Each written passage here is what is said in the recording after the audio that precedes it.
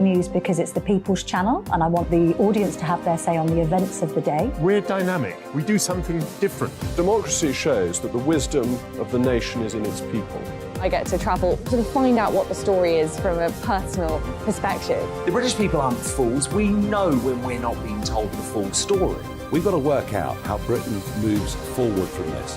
It's the best country in the world. The establishment had their chance. Now we're here to represent your views. Britain's watching. Britain's watching. Britain's watching. We're proud to be GB News. The People's Channel. Britain's news channel.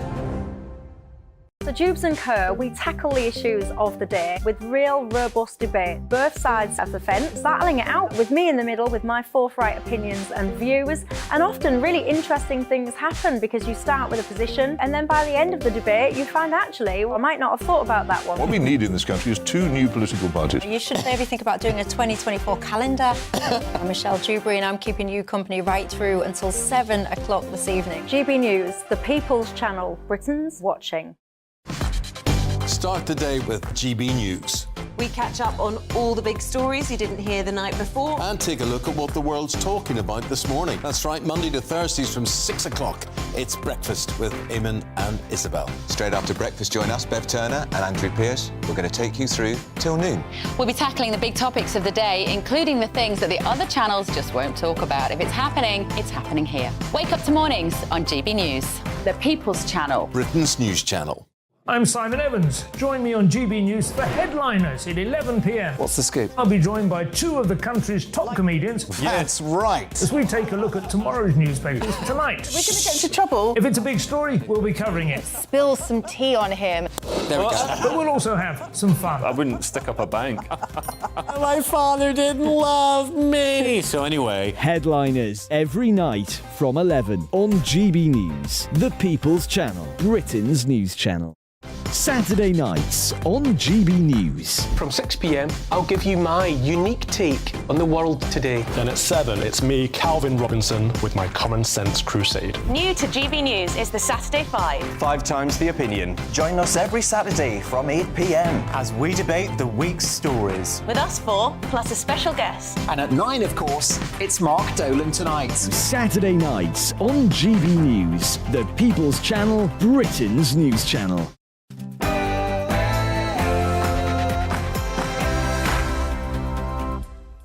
Well, welcome to GB News Live with me, Mark Longhurst. We have PMQs coming up for you today, so hence we're with you a little earlier. But first, let's get some more on some breaking news with our Home and Security Editor, Mark White, concerning the incident at Buckingham Palace last night. And, Mark, we're getting details now from, I think they call it Gold Command, which is the security operation the police are running on the coronation. Yeah, it's a facility really to talk about what plans are in place to ensure that the security is all that it has to be for this big world event over the weekend. And we've been getting a bit more detail from the officer in charge on that incident that unfolded last night. Now, he tells us that it unfolded at 7:15 in the evening, that a man approached the gates of Buckingham Palace and asked to speak to a soldier.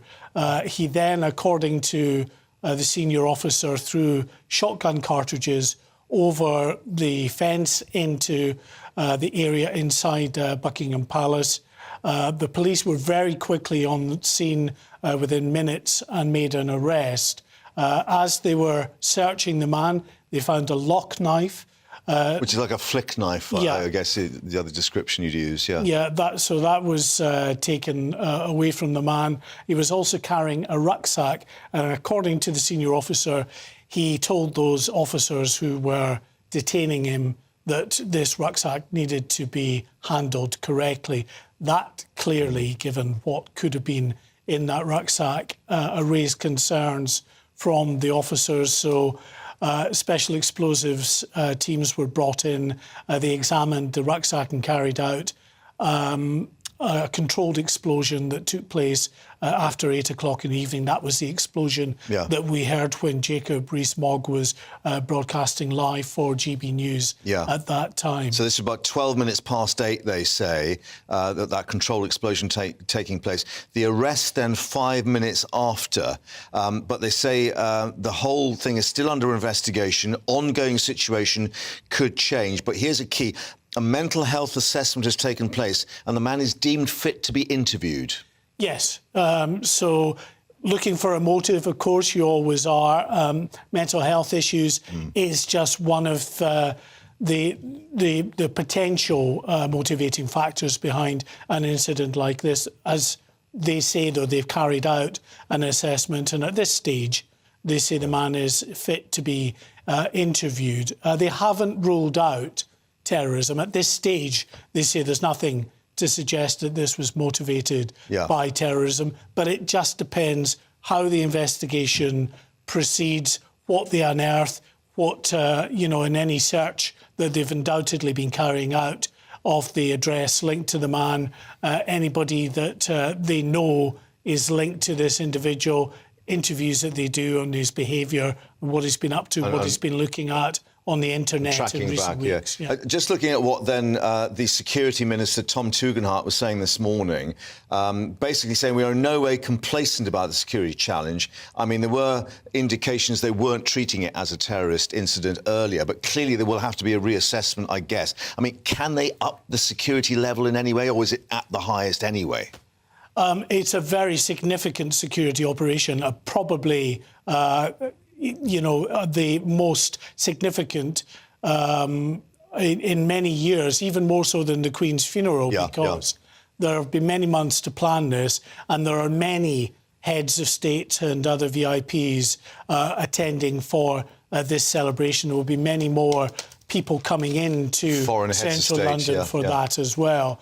Of course, it doesn't have to be terrorism to be a security incident, and potentially disruptive and even harmful to individuals in an area. So you have, for instance, activist groups who may well be, according to the police, planning disruptive events over the coronation as well. Mark, thank you very much indeed for that. So just to reiterate that breaking news with that update from the Police Security Centre, Gold Command as they call it, indications that the man, as you can see here, these are the pictures, the arrest taking place after this incident started at 7:15 last night. And just to reiterate what we were getting on that police briefing, the fact that as he was being detained, he told police that his backpack had to be handled correctly, which obviously raised concerns about what they might be dealing with. The controlled explosion then taking place at 2012, and indeed a lock knife he was in possession also being taken away. So it's still currently under investigation, the police say. A mental health assessment has taken place and the man is deemed fit to be interviewed. Police say this is still an ongoing situation and could change, but that's the latest we're getting from police there at Buckingham Palace. Well, obviously, we still have much focus on events down there in the Mall and Buckingham Palace, but it is also PMQs today with the two leaders going head-to-head, of course, with the local elections tomorrow. I'm glad to say joining us in the studio is Labour MP for Birmingham Selly Oak, Steve McCabe, with us once more, and Conservative MP for Wellingborough, Peter Bone, as well. Gentlemen, thank you. Great to have you with us. Just to reiterate that we have got all that coming up for you now. 12 noon, they are likely to get into action for what could be Punch and Judy politics. Well, let's just carry on. I was waiting there for some dramatic music. However, it will be dramatic enough. Gentlemen, do we expect a bit more heat than light this time round, bearing in mind the elections bearing down on us? Well, it's the day before the national elections. I imagine it will all be pretty rehearsed. Right, so the lines from Starmer particularly in terms of what a personal attack on Rishi Sunak, on his standing and his authority and the handling of the economy, all those things? No, I think it will be the local government lines. So, I mean, I think what we're hearing is it's cost of living, prime housing. I imagine it will be those sort of things. And I think we'll be hearing the kind of standard Tory response to that. Rishi Sunak on the back foot? No, I don't think so. I think this is going to be dangerous for Keir Starmer. It would be interesting if this was Opposition Day questions, because he's got to answer about Sue Gray and all that. And it does seem to me he's got himself in a real mess. And all his criticism of the government seems about full foul on ethics when we got the Sue Gray mess where it seems to be nicking a civil servant while she was investigating and bringing down or trying to bring down the former Prime Minister. Yeah, I mean, I guess a lot of people outside Westminster will be saying Sue who and what's it all about. But, I mean, just to sort of put people in the picture, the latest we've got, of course, is that she has declined requests to actually meet in terms of this sort of Commons inquiry, I suppose you'd call it. Cabinet Office. Or the Cabinet Office, Yeah. right, OK. But she's basically indicating that she will still carry on with the Advisory Committee on Business Appointments in terms of their separate investigation. Can you imagine if when she was in the Cabinet Office and in charge of ethics, if anyone had said, no, I'm not going to cooperate with your inquiry, it would have been unthought. You just couldn't believe that would happen. This is extraordinary. And, well, at least the perception is they're trying to hide something. Right. And it would appear that the Labour Party and Keir Starmer were talking to a senior civil servant while she was working for the government and not declaring this. I mean, that's just wrong, and it brings into all the complaints about Conservatives. I think insignificant compared to this. It drives a coach and horses through the civil service. So how is the Labour leader going to explain this one away? Well, I don't think there is anything to explain. This is the great distraction. Speaker on his feet. Sorry to interrupt you. I think we're just about maybe to kick off, so we'll address that in a moment. Let's head over to the Commons now.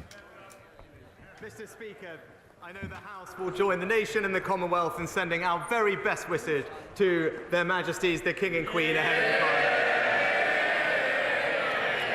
This will be a moment of extraordinary national pride, a demonstration of our country's character, and an opportunity to look to the future in the spirit of service, unity and hope. Mr. Speaker, this morning I had meetings with ministerial colleagues and others. In addition to my duties in this House, I shall have further such meetings later today. Sir Stephen Timms. Mr. Speaker, at question time last week, column 725, the Prime Minister referred to record numbers of people in work. In fact, as he knows, the number of people in work at the moment is still less than it was just before the pandemic, 122,792 less, according to the latest official figures. Will he reassure the House that he's not slipping into the bad ways of his predecessor but one? And will he properly correct the incorrect statement he made last week? Mr. Speaker, that clarification has already been made, Mr. Speaker, in Hansard, but there are near record numbers of people in work and in payroll, and that is thanks to the actions of this government, Mr. Speaker, one record we're very proud of. Very much, Mr. Speaker. Non-compliant hand car washes seem like a cheap and quick way to have our cars washed. But unfortunately, behind this £1.8 billion industry is hidden money laundering, fraud, drug dealing, prostitution, labour abuse, modern-day slavery, tax avoidance and many other sinister crimes. This is an estimated £500 million lost in tax revenue, a pull factor for illegal migration, and the pollutants often used are damaging to the environment. Does the Prime Minister agree with me that it's time that we now step away from the voluntary scheme and have a mandatory scheme to protect people? Well, Mr. Speaker, we expect all businesses to follow the law, including providing fair pay and working conditions for their employees. We're tackling exploitation in the labour market, especially by increasing funding for enforcement bodies to over £35 million a year, and we will continue to keep the position of hand car washes under close review.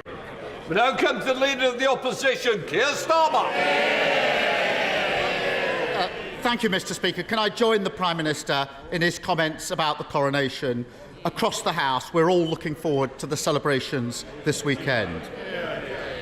Mr. Speaker, does the Prime Minister know how many mortgage payers are paying higher rates since the Tory party crashed the economy last autumn? Well, Mr. Speaker, our record on home ownership is crystal clear. Because of our tax cuts, 90% of first-time buyers now don't pay any stamp duty at all, Mr. Speaker. And last year we saw the largest number of people buying their first home in 20 years, Mr. Speaker. That's a Conservative government delivering on people's aspirations to own their own home. Mr. Speaker, the question was how many people are paying more on their mortgages each month. And the answer that the Prime Minister avoided giving is 850,000. Nearly 1 million people paying more on their mortgage each month because his party used their money as a casino chip. That's why George Osborne called them economic vandals who created a self-inflicted financial crisis. Not for the Prime Minister and his non-dom thing, not for the super wealthy they gave tax cuts to, but for mortgage holders all across the country. So, does the Prime Minister know how many more people will be joining them on higher mortgage rates by the end of this year? Mr. Speaker, thanks to the actions we're taking, in fact, the Bank of England is showing that public expectations of inflation have now eased to a 15-month low, Mr. Speaker. Consumer confidence is at the highest level that it's been at since Russia invaded Ukraine, and because of our stewardship of the public finances, we can see a clear way to reduce debt and bring interest rates down. But, Mr. Speaker, he keeps in this habit of quoting the former Labour shadow chancellors. We know that our plans will deliver lower inflation and lower interest rates, but we know that his plans just mean more debt, Mr. Speaker, and I quote, year after year after year. Those aren't my words, that's the assessment of the former Labour Shadow Chancellor. Mr. Speaker, the question was how many more people this year are going to be paying more on their mortgages? And the answer that he avoided giving again, he knows these answers. He's got the stats there in front of him. 930,000 people. So by the end of this year, I know they don't want to talk about it, that's why he won't answer the questions. By the end of this year, nearly 2 million homeowners, counting the cost of the Tories' economic vandalism with every mortgage payment they make. And it's not just those who already own their home that are counting the cost of Tory recklessness. The average deposit for a first-time buyer is going up to £9,000. Does he even know how long it would take an average saver to put that sort of money aside? Mr. Speaker, that's why we've introduced a 95% mortgage guarantee scheme, Mr. Speaker. It's why we're helping people in social housing own their own home through our first homes and our shared home ownership schemes. But, Mr. Speaker, I said these things are working because I said last year we had a record number of first-time buyers, the highest number in 20 years. It was, Mr. Speaker, twice the number of first-time buyers than Labour ever managed, Mr. Speaker. So whilst Labour failed homeowners, the Conservatives are delivering for them. Mr. Speaker, every week, whatever the topic, he stands there and pretends everything is fine across the country. And every week he does so, he reinforces just how out of touch he is. £9,000, ha ha ha, £9,000 would take 4 years. They think it's funny that 4 years for the average saver to save £9,000. Or to put it a different way, in terms the Prime Minister will understand, roughly the annual bill to heat his swimming pool. But for most people, 4 more years of scrimping is a hammer blow to their ambitions. And now he's kicking them when they're down, because his decision to scrap housing targets is killing the dream of home ownership for a generation. Why doesn't he admit he got it wrong and reverse it? Mr. Speaker, I promised to put local people in control of new housing, and I'm proud that that's what I delivered within 6 weeks of becoming Prime Minister. Now, he wants to impose top-down housing targets, he wants to concrete over the green belt and ride roughshod over local communities. Now, previously, Mr. Speaker, he did say, he's on record and saying, local people, local communities should have more power, more control. Now he's U-turned Just another in a long list of broken promises. Mr. Speaker, the only power he's given to local communities not to build houses. And we know why he won't change course. He admitted it last month. His councillors simply don't want to build the houses local people need, so he's given them a way out. Picture the scene as he explains this to a family. Mum and Dad paying £4 extra on the mortgage because the Tories tanked the economy. Their eldest paying hundreds more in rent. Their youngest still stuck in the spare room because they need an extra £9,000 for a deposit. Then along comes the Prime Minister and merrily tells them, sorry for crashing the economy. We don't want to talk about that. Sorry I can't help you with the house building, but my councillors don't like it. Oh, and before I go, here's a massive council tax increase for your troubles. Why doesn't he stop the excuses, stop blaming everyone else, and just build some houses instead? Mr. Speaker, our memories on that short. We all know what happened last time when they were in power. There was no money left for the country. But let's talk about the record. Let's talk about the Labour record on house building, Mr. Speaker.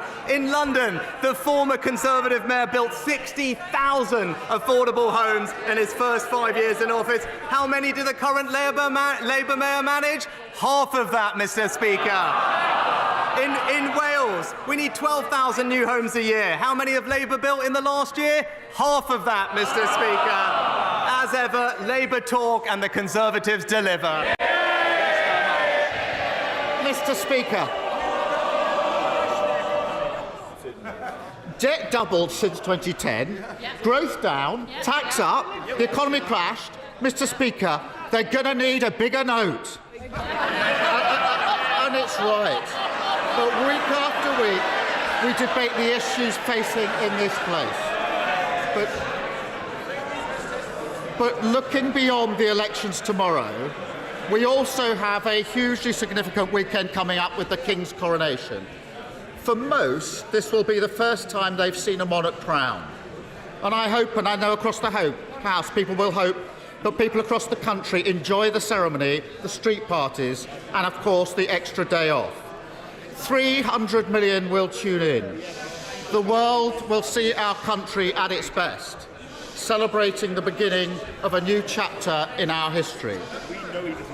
But it will also be a reminder of the loss of our late Queen, Elizabeth II, and a chance again to remember all that she gave to our country through her dedicated service. So will the Prime Minister join me in honouring our late Queen and wishing the new King a long and happy reign? Mr. Speaker, as I said at the outset, we're all looking very much forward to the coronation. It will be a very special moment in the history of our country, and I know that we will join with the country in celebrating it. But before we get to the coronation weekend, Mr. Speaker, we have an important day tomorrow, and the choice before the country is clear. When they go to that ballot box, they can see a party that stands for higher council tax, higher crime, and a litany of broken promises, Mr. Speaker. Meanwhile, we're getting on with delivering what we say with lower council tax, lower crime, and fewer potholes. The choice is clear. Vote Conservative, Mr. Speaker.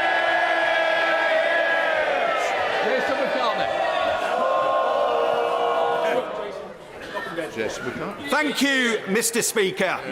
Labour run Kirklees Council, Mr. Speaker, as you know, have reneged on a deal to house the National Rugby League Museum at the George Hotel. They've also declared a climate emergency, but they have one of the worst recycling rates in the country. They're building on green fields and now on green belt. They're demolishing Home Firth Indoor Market.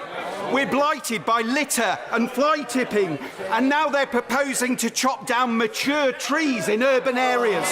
Does Mr. agree with me? No, you'll sit down a moment. I presume you're going to ask a question. You've made a great statement. Quick question. Does the Prime Minister agree with me that local people can have their say on Kirklees' appalling record by voting Conservative this week? Mr. Speaker, my honourable friend is absolutely right. It's typical Labour saying one thing and doing the other, Mr. Speaker. It's only the Conservatives that are going to protect the Green Belt. It's a Labour Party that are going to concrete over it, and that's why in Kirklees and elsewhere, tomorrow, vote Conservative, Mr. Speaker. We now come to the Leader of the SNP, Stephen Flynn. Mr. Speaker, in 2010, David Cameron convinced Nick Clegg to drop his pledge on university tuition fees. Does the Prime Minister intend to take the credit for convincing the leader of the Labour Party to do likewise?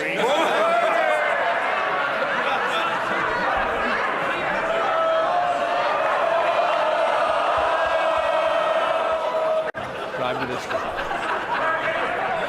Well, I thank the honourable gentleman for the question.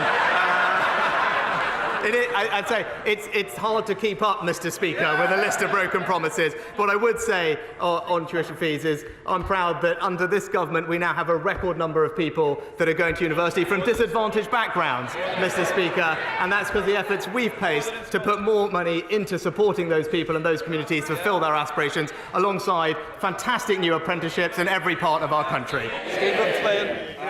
Mr. Speaker, for the avoidance of any doubt, the Liberal Democrats don't believe in abolishing tuition fees. The Conservatives don't believe in abolishing tuition fees, and of course the Labour Party, now with their own Nick Clegg moment, don't believe in abolishing tuition fees either. But Mr. Speaker, is it not the case that the main Westminster parties don't offer young people any hope at all, do they? Actually, I'll gently point out to the honourable gentleman that if you're from a disadvantaged background, you're far more likely to go to university in England than you are in Scotland. Thank you, Mr. Speaker. The Conservative Police and Crime Commissioner in Dorset has delivered 174 new police officers. He's quadrupled the rural crime team and has made Dorset the 6th safest county. As recorded crime is 34% higher under Labour Police and Crime Commissioners, does the Prime Minister agree with me that only Conservatives can be trusted to keep local communities safe and make sure offenders face the justice they deserve? Well, Mr. Speaker, my honourable friend is right. It's a simple statement of fact. Crime is lower in areas which have Conservative police and crime commissioners, and I am delighted that Dorset has been selected as one of the areas to pilot our new immediate justice scheme, which will deliver swift and visible punishment so victims of antisocial behaviour know that it will be treated seriously and with all urgency. Caroline Lucas. Thank you very much, Mr. Speaker. His government's vile and immoral refugee ban bill and the toxic language coming from the Home Office isn't even dog whistle politics. It is a giant, hard-right foghorn blasting out a poisonous them and us narrative, and it plumbed new depths last week when the Home Office Minister claimed that people trying to come to the UK, and I quote, tend to have completely different values to those in the UK. Can he explain what he thinks is so different about the values held by the people of war-torn Sudan? And can he tell us what values are stopping him from creating a Sudanese family visa scheme like he did for the people of Ukraine? Well, Mr. Speaker, this country has a proud history of welcoming almost 500,000 refugees over the past several years, and we will always continue to do so. But our ability to do that is absolutely hampered when we have tens of thousands of people illegally crossing the Channel every year. And it's precisely because we want to help the most vulnerable people, whether they be in Syria and Afghanistan, Sudan and elsewhere. We must get a grip of this problem, break the cycle of the criminal gangs and target our resources and compassion on those who most need it. Thank you, Mr. Speaker. Thanks to this Conservative government and £1.8 million from the Brownfield Land Release Fund, the Conservative-led Solihull Council is getting on with regenerating Kingshurst Village Centre, creating space for new businesses and new homes. But when it comes to economic regeneration, none of the opposition parties have a viable plan, not the Greens, not the Lib Dems and not the Labour Party. And the Labour candidate has gone so far as to scare local people into thinking that the development won't go ahead, despite spades in the ground. So does the Prime Minister agree with me, while the opposition talk down opportunity and the creation of jobs, when it comes to investing in our communities, it's only the Conservative-led Solihull Council that can do it? Well, Mr. Speaker, I agree with my honourable friend, and I'm so glad to see the local Conservatives delivering for the people of Solihull, with dozens of new family homes, new flexible commercial space, and a new integrated health, social care and community hub. As he said, it's clear for his local area, only the Conservatives can deliver. Alan Brown. Mr. Speaker, imagine seeing the car in front of you swerving erratically or suddenly braking for no reason, risking your car slamming into the back of that, endangering those daft enough not to wear seat belts. Now, this is not the actions of a drunk or reckless driver, but my constituents' experience using Tesla in autopilot mode. Software still in beta phase, but deemed suitable for cars on our public roads. Will the Prime Minister meet with me to discuss the issues with Tesla's autopilot and instigate an urgent critical safety review in terms of its suitability for operation and the licensing of it? Mr. Speaker, I'm sorry to hear about what happened to the honourable member's constituent. I'll ensure that he gets a meeting with the Transport Secretary to discuss the safe regulation of autonomous and self-driving vehicles. Cal McCarthy. Labour-run City of Lincoln Council has destroyed the 40-year reputation of our city's Christmas market and the Christmas cheer that Lincoln benefits from annually. The dereliction of their role, choosing to take the easiest option behind closed doors in secret, in cancelling the market, shows Labour's neglect and disregard for small local businesses, charities and entrepreneurs and voters. Labour councillors Lincoln should be ashamed of their actions and have rightfully been likened to the Grinch. Order. Mr. Brennan, I don't need you shouting from the back row. I've always offered a cup of tea to this side, but it's equally opportunity for you to take one. Come on, Carmen. I thank the member from the opposite side for the extra minutes he's given me, Mr. Speaker. Tomorrow the people of Lincoln will have the chance to remove... I will not count on that. Tomorrow the people of Lincoln will have the chance to remove from office the anti-business, socialist Scrooges and elect local Conservatives. Does my right honourable friend the Prime Minister agree with me that for better run local services, business-friendly and support... Order. I think in fairness to Prime Minister, I think the text went out. I think he's got the answer. Come on, Prime Minister. Mr. Speaker, I share my honourable friend's disappointment that after a decision taken by the Labour-run council behind, as he said, closed doors, there will no longer be a Christmas market in Lincoln, ending its 40 years of history. Lincoln deserves better, and I urge the people of the city to vote Conservative. Thank you, Mr. Speaker. Ahead of tomorrow's local elections, I've been campaigning in Medway and Swindon. The word on the doorstep is that people are ready for a change and will be switching their votes from the Conservatives to Labour. However, I am concerned that only 4% of those without valid ID have applied online for a voter authority certificate. So will the Prime Minister commit to a post-election review of how many people have effectively been disenfranchised by his government's response to the virtually non-existent problem of voter fraud?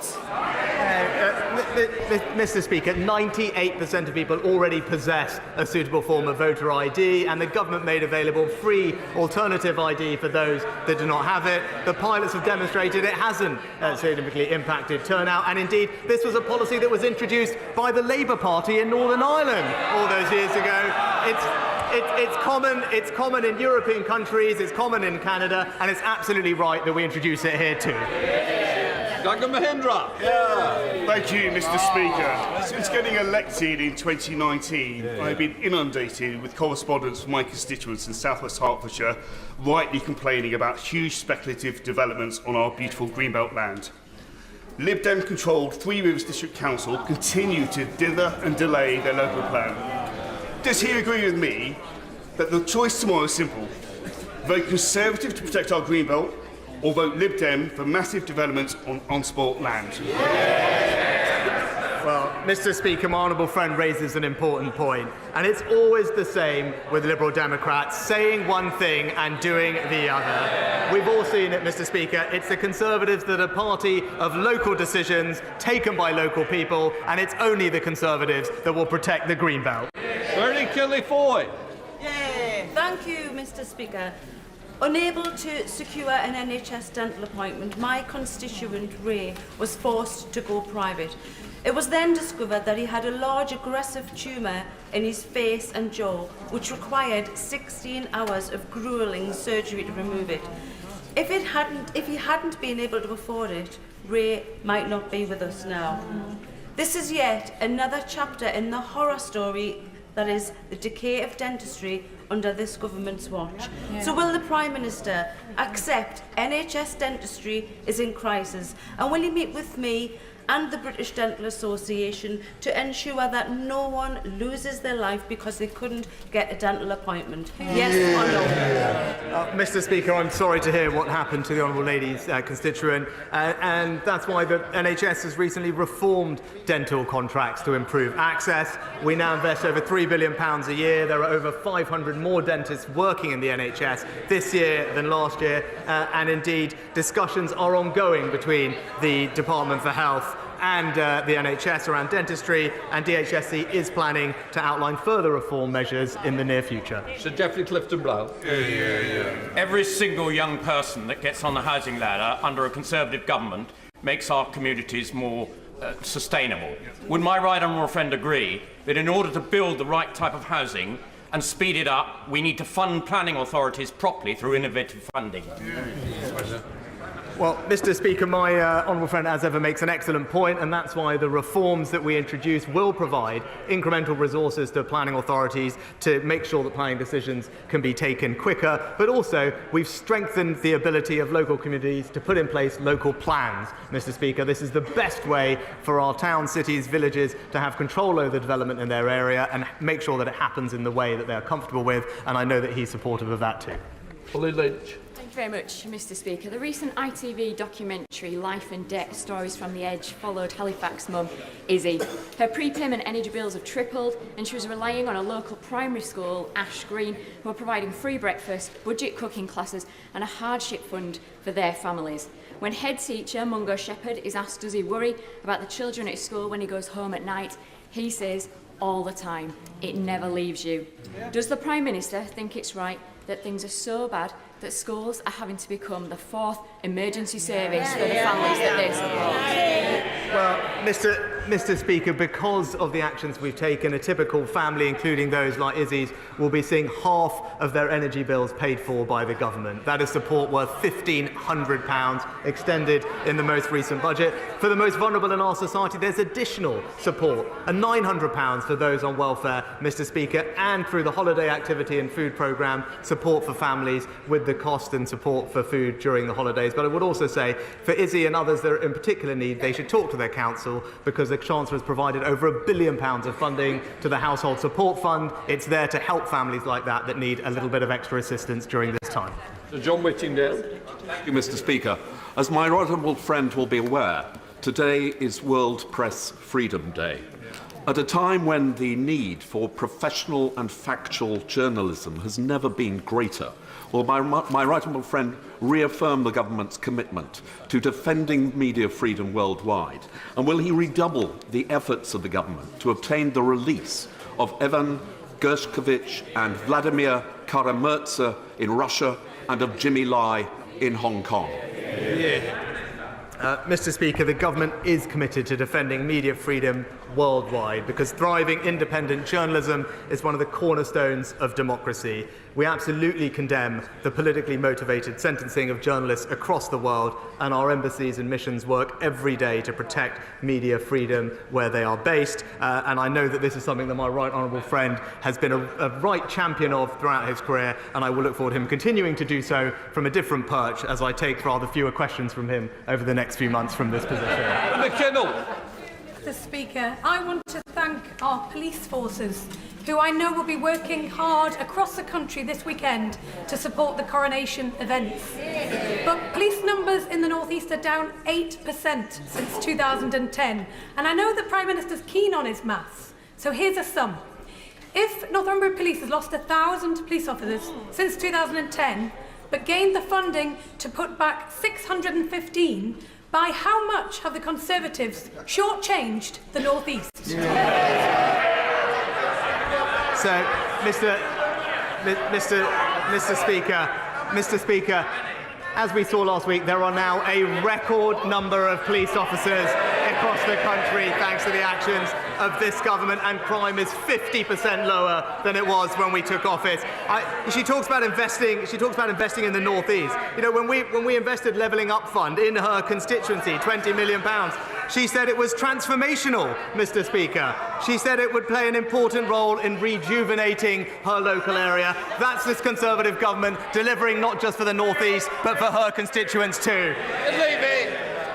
Mr. Speaker, I was pleased to welcome the Secretary of State for Transport to Newsham recently. This was to see the progress on the Northumberland line. Would my right honourable friend agree with me that this Conservative government, and Conservative government only, is committed to development of this line, keeping Levelling Up on track? Yeah. Well, Mr. Speaker, my honourable friend has been a fantastic champion for the restoration of this line. Indeed, it was one of the first deliveries from the Restoring Your Railways Fund, and it will be fantastic for his local communities because that connectivity will provide jobs, opportunity and employment, particularly for young people in his local area. And after years, if not decades of neglect, it's this Conservative government that is delivering for the people in his local area. Rebecca Long-Bailey. Thank you, Mr. Speaker. Over 3.6 million women born in the 1950s had their pension age increased without their knowledge. And many, like my constituent, unknowingly gave up work at 60, only to realise they had no income, they couldn't pay their bills, and some have even lost their homes. So my constituent asks the Prime Minister today, will he commit to the fair and fast payment of any compensation that is recommended by the Parliamentary and Health Service Ombudsman to 1950s women for the injustice they have suffered due to maladministration by the Department for Work and Pensions? Mr. Speaker, this issue has been long discussed in this place, and obviously the Honourable Lady knows there's an ongoing process which I can't comment on, but rest assured, of course, we will respond appropriately to any recommendations that come our way. Thank you very much, Mr. Speaker. As Asbestos Awareness Month comes to a close, I would like to draw the attention of the Prime Minister to the dangers of asbestos in workplace buildings. Please would you back the Don't Let the Dust Settle campaign from the Mesothelioma UK charity in my constituency by setting up a register of all workplaces in the country that contain asbestos and determine a timetable of eradication of this terrible substance. Well, Mr. Speaker, can I thank my honourable friend for raising this important issue? The law does require duty holders to assess whether asbestos is present, what condition it is in, and whether it gives rise to a risk of exposure. And they must draw up a plan to manage this risk, which must include removal if it can't be safely managed where it is located. But I commend her for her continued campaigning on this important issue. Madeira Wilson. Thank you very much, Mr. Speaker. Nick swims regularly in the Thames at Shepperton. But after a recent dip, he found himself hospitalised with cellulitis for 13 days. His doctors think this was caused by polluted water.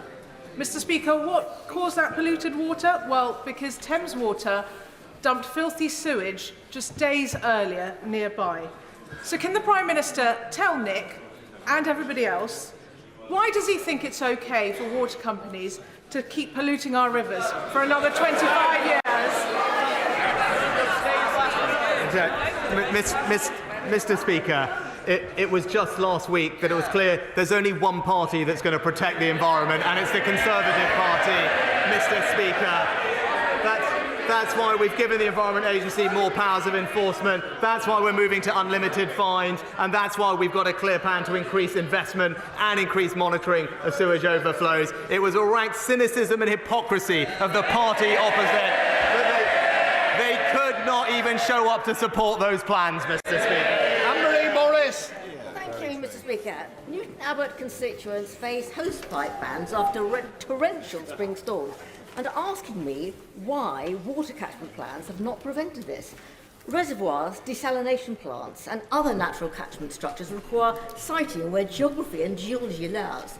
Is there a national strategy and implementation plan to increase water catchment and enable cross-water company water transfer to match regional demand to supply? Yes. Well, Mr. Speaker, water companies publish water resources management plans which show how they will continue to provide a secure supply of water for customers, and I understand that they have been consulting on their latest drafts of these plans. And in my honourable friend's particular area of Devon and Cornwall, where temporary use bans are in place, DEFRA and the water regulators are closely working with South West Water to ensure that the company is taking all appropriate precautionary action to ensure that water supplies remain resilient this year. That's all for now on Prime Minister's questions. A fairly abrupt end there, with certainly the eye very much on the local elections tomorrow in terms of the, various questions from the backbenchers. Just to remind you, one there on Lincoln's Christmas market. So clearly a lot of the MPs have got their eyes on the local authority matters. But it was the whole question about housing and mortgage payments that certainly Sir Keir Starmer went on. How many paying higher mortgage rates was the question, and he had to answer it himself. 850,000, and then going on to say about the money needed for deposits, £9,000 extra, as roughly the annual bill the Prime Minister uses to heat his swimming pool, was the line from Sir Keir Starmer. A little bit below the belt, that one, Peter Bone, do you think? Well, the last one, I mean, does it really cost £9,000 to heat a swimming pool? Depends how big your swimming pool is, I I guess. I wouldn't know. But I thought it was a little silly about the interest rates, because if you've got inflation, interest rates are going to go up to curb inflation, therefore mortgage rates. Everyone knows that. It's the Bank of England that sets them as an independent body. It's not even the Chancellor. And the fact is, this was caused first by COVID, then the war in Europe. What amazes me, it's all those questions, not a single person asked about the war in Europe, which surely is the most important thing that we face. And it does seem to me that Prime Minister's questions is not necessarily aligned with what are the really important issues of the day. Yeah, although clearly Labour has taken some kind of soundings on what is affecting people on the doorstep, and it does appear, according to that line of questioning, how much people are paying for their housing, whether it's rental or indeed mortgage rates. Yeah, I think housing's just a problem. People either can't afford their mortgage, they can't get a house, or we're seeing people who can't afford the rents. So, I mean, I think Keir's questions were directly related to what people are telling us. The answers, well, it's pretty standard. The Prime Minister answers whatever he likes, but not... But is it again Sir Keir trying to indicate that he believes that, this is a Prime Minister out of touch with what people are having to deal with in their daily lives? Well, I think the danger of constantly evading the question that's put to you is you sound as if you're out of touch with people's lives. And I think that's what we heard there. Look, it was kind of as we expected. Yeah. It was all a bit sort of scripted. I mean, I think Cat McKinnell possibly had the question of the day with the maths question. Thought the Tesla question was good. Yeah. And I'd give every Tory backbencher 10 out of 10 for reading their lines, and possibly an addition for the Christmas pantomime. Right, OK. And in fact, Sir Lindsay Hall made the interesting point about you've got the text, haven't you? There is, just to explain to people, obviously a little bit of orchestration, should we say, about this process in PMQ. Yeah, if I have a PMQ, I never tell the Prime Minister what he'll ask, because you get a better response. But what a lot of backbenchers are whips them, tell him what it is and you'll get a proper answer. So they read out their question and he reads the answer. It is boring and scripted. And one thing that the previous speaker, but one, was very strong on, you weren't allowed to read questions, which made, that sort of thing doesn't work. And I felt, yes, there are a lot of people complaining about Labour councils. It's interesting, on the Labour side, there weren't so many complaining about Conservative councils. So I don't think the Labour whips have been as effective as the Conservatives. I just thought it was interesting that both of you actually gave thumbs up to this question on Tesla from an SNP MP, Alan Brown, asking Rishi Sunak about the claims of safety issues in Tesla cars, experience of his constituents' cars swerving erratically while being used, software still in beta phase, he said, but deemed unsuited or suitable for cars on public roads. I.e., how safe are these things? And I guess this is something that does go to the heart of every constituent. Are these things safe? Yeah, and that probably was the best question. It was perhaps how PMQ should be about important issues. And straight away, I think the Prime Minister said, I'll get you a meeting with the Transport Secretary. And this is the process that normally happens with these questions, that the Prime Minister, or at least his office, then puts that MP in charge with a minister or the department. And that's the advantage. You've got a really... I had a complaint of why haven't we got the Human Trafficking Commissioner in place? As soon as you ask the PM, it happens. You know, you get the process rolling, and that's perhaps more what I'd like to see more of those sort of questions, rather than these scripted questions, which I don't think does anyone any good. OK. However, there was, I thought, quite a neat device used by Keir Starmer right at the end, saying, you know, we should be celebrating the coronation, wishing the new king a happy reign. And, of course, he knew that this was just ahead of Rishi Sunak's last moment and rather sort of pulled the carpet from under him with that, even though, obviously, the whole chamber would share in that wish of a happy reign. Well, I think it was well done. It made him look quite prime ministerial, and it did make Rishi Sunak look a little cheap as he had to go back to his script about the local... Higher crime, a litany of broken promises, fewer potholes and lower taxes. Yes, was his response. Well, I thought it made him look a little bit cheap, but... so it was a good device. It was well delivered. And I just think the danger with these things... I mean, Peter and I agree on one thing. PMQs are better when backbenchers don't rely on scripted questions. And actually, they're better when Prime Ministers don't adhere too closely to their scripted book. And have to think on their feet. Yeah. OK. I'll tell you, you know, whatever you say about Boris was much more fun in that regard. He said what he thought and got on with it. Well, he said the first thing that came into his head. That's but actually, I'd rather the Prime Minister said what he thought rather than what it says on a bit of paper, or for that matter, well, the occasionally I'd like it to be true.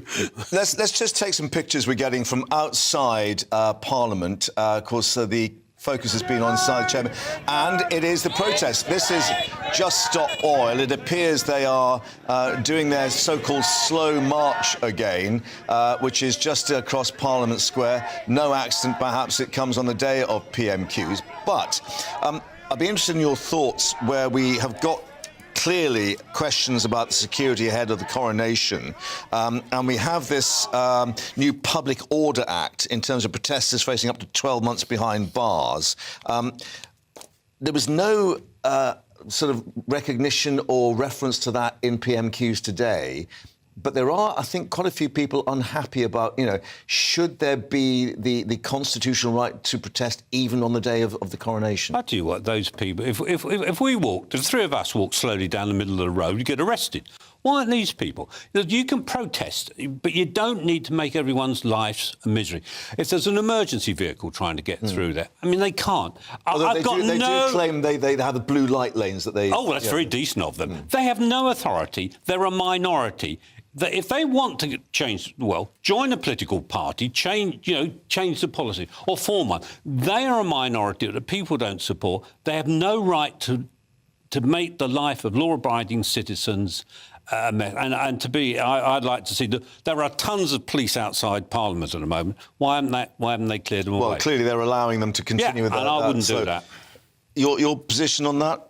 Well, I mean, I'm in favour of peaceful protests, and I don't think we should make it too difficult. But to be perfectly honest, I don't think that they're going to endear themselves to too many people by this sort of gimmick at this stage, when there's so many... Well, the court of public opinion might have a word on it. People will wonder, you know, there's a lot of security concerns building up to the coronation. They'll be saying, what on earth are this lot playing out doing it at this time? The reason I'm asking this, I mean, Tom Tugendhat, the security minister, came up with quite an interesting quote this morning as regards the overall security position and, of course, what we saw occurring at Buckingham Palace. Security can be a liberator in a democracy, not like an authoritarian state where it's a controller.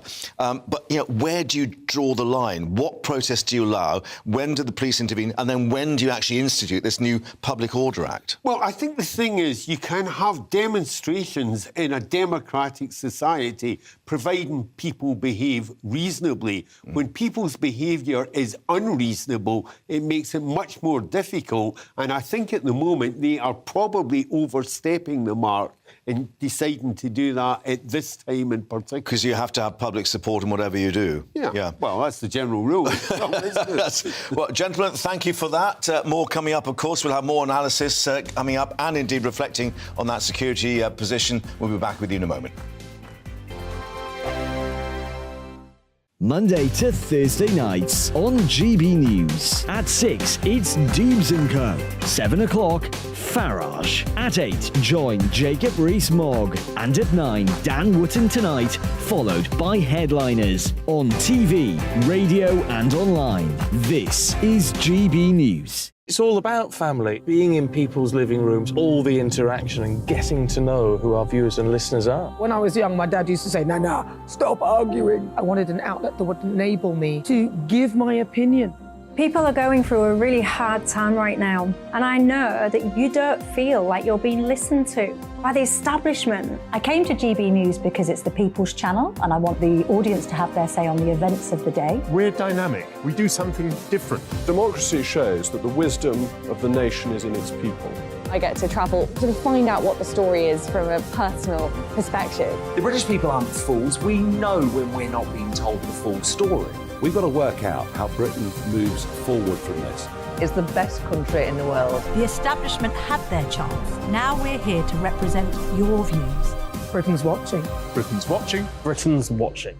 We're proud to be GB News. The People's Channel. Britain's news channel.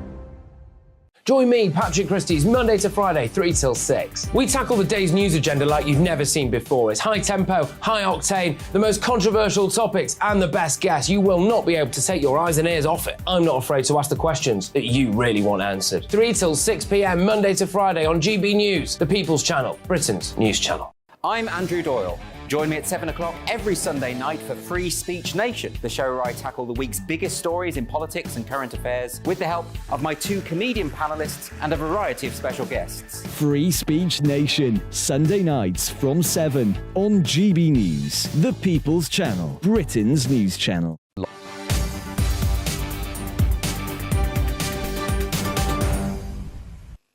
And welcome back to GB News Live. And we've had PMQs, the last ahead of those local elections tomorrow. Let's get more analysis now from Westminster, because our Deputy Political Editor, Tom Harwood, has been following the events there in the chamber behind him. And clearly all eyes on what people will be thinking about when they head to those polling booths for local authorities tomorrow. Tom, let's just obviously reiterate, this is not a parliamentary election in any way. Yes, certainly. And indeed, one of the interesting dynamics in the chamber today was that a lot of Labour MPs there simply aren't from parts of the country that are holding elections tomorrow. There are no elections in London, there are no elections in Wales, there aren't elections in Scotland. Indeed, most of the elections that are being held, these local elections, are on places that are more competitive for Conservatives. And indeed, even if these areas have Conservative MPs, often they might have Labour councils. So that's one of the reasons why we saw perhaps an imbalance of questions focused on local elections from the Conservatives and less so from the Labour Party. But clearly, both leaders of those parties were looking ahead to tomorrow, and it was quite an evenly matched ding-dong. Usually when we analyse these sorts of back and forths between the two party leaders, we like to declare one of them a winner. And I suppose between those two individuals this time around, I'd have to say that Keir Starmer edged it. He was relentlessly focused on the issue of mortgages, housing and rents, something that really does affect people up and down the country. And he managed to make the Prime Minister look a little bit shifty in terms of not answering the questions that he was asked of. And indeed, rounding off not with a party political attack, but with a message of jubilation, of celebration of the new king. Keir Starmer played that very well. But, of course, Rishi Sunak was able to hit back at him for his numerous U-turns. Although, it didn't seem like Rishi Sunak landed a punch in the way that my winner this week really did. And that was Stephen Flynn, the leader of the SNP. Technically not part of that two-party leader ding-dong, but I think an honorary winner nonetheless. 2 questions focused upon one issue. and that was Keir Starmer's U-turn on tuition fees. It's a topic that holds such salience across the country. The phrase, this Nick Clegg moment, was used, and to some extent many people will be thinking, is this a Nick Clegg moment for Sir Keir Starmer? Many people have spoken about all the different U-turns the Labour Party has taken over the last year or so, but many of them are very technical. They're about the relative level of outsourcing within the NHS. They're about the difference between nationalising energy companies and creating a new energy company that happens to be nationalised. These are semantic differences that very often go over the head of most people in the country. What doesn't is an issue like tuition fees. It has such salience with people up and down the country. And to hear repeated that the Labour leader has U-turned on tuition fees, that opens the door to saying, what else has he U-turned on? And so interesting that the leader of the SNP in the House of Commons is focusing not on the Conservatives, but on the Labour Party. It suggests how much things have shifted in Scotland. It suggests that the Labour Party is in for a real resurgence north of the border, and it suggests that the SNP are worried. Yeah, and interesting, and of course we had Rishi Sunak thanking Stephen Flynn for that question, because clearly it gave him an open goal to aim at. But the papers were using this term Sir Flip-Flop in terms of that Labour approach on tax and on tuition fees as well. That phrase wasn't used by Rishi Sunak today. It wasn't. Indeed, Rishi Sunak borrowed a phrase from the Sun newspaper last week. He said, Sir Softy, referring to what he describes as Keir Starmer's soft on crime approach. That newspaper then really doubled down on Sir Softy, producing images of Keir Starmer's face superimposed onto a 99 flake ice cream. But yes, it's interesting that the Sir Flip-Flop message hasn't really been used to the best degree by perhaps the Conservative campaign. They haven't found a clear in. Perhaps they feel uncomfortable about talking about tuition fees. After all, they brought them in the coalition government. Perhaps they just haven't found the sort of populist angle to take on this, because, of course, all of those 10 pledges that Sir Keir Starmer stood to become leader of the Labour Party on, those 10 pledges, whether it was defending free movement, ending tuition fees, or nationalising rail, mail, and the rest of it, Keir Starmer has stepped back on them, but just referring to it in a sort of less than specific way perhaps hasn't landed so much until perhaps now. OK, scoring a goal perhaps with a flip-flop. Who knows? Tom, for the moment down at Westminster, thank you for that. Let's head back here to the studio where we have our Labour MP for Birmingham Selly Oaks, Steve McCabe, and our Tory MP for Wellingborough, Peter Bone, still with us. Gentlemen, thank you for being with us again today. Just ahead of tomorrow, how nervous are the Tory backbenchers ahead of the voting intentions of those areas who are going to the polls? I think everyone's always apprehensive before an election, but I think tomorrow actually what we should be celebrating is the thousands of people who are putting the courage to stand in local elections.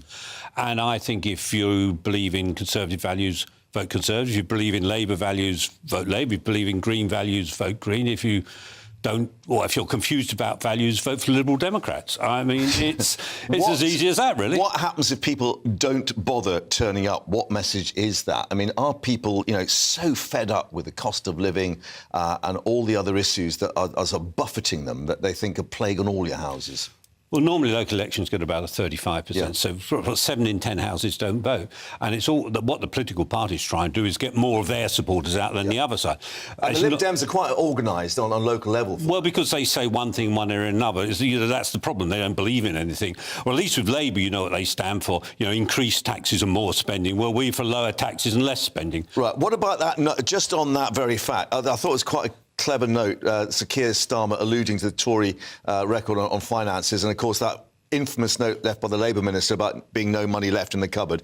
Conservatives are going to need a bigger note, said Sir Keir Starmer. I mean, is that really going to have resonance on the doorsteps and the polling booths tomorrow? The Tories have crashed the economy. Well, yes. I mean, that's what people are telling us. And I think actually the bigger problem for the Tories is the 13-year issue. I think people are saying, what's better after 13 years? Do we feel better after that? And so I think that is, the main problem. I'm I mean, it's difficult to judge. The Tories had a very poor result in 2019 when most of these seats... Come on now.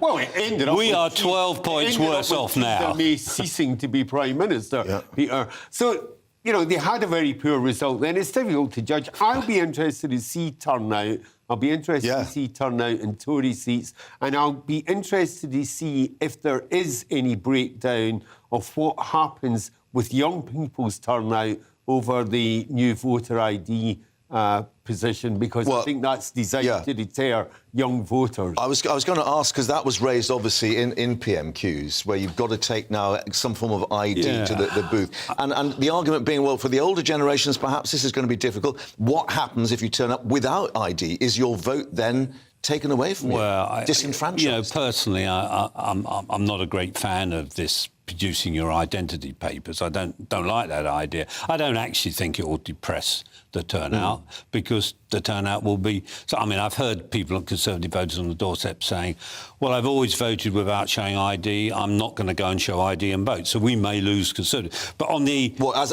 a stand, making a point to it. And but the idea that somehow, you know, we had a really bad result 4 years ago. In fact, that Labour's 12 points ahead of us. We had a bad result, and we've climbed back a bit, but Labour are miles better than they were.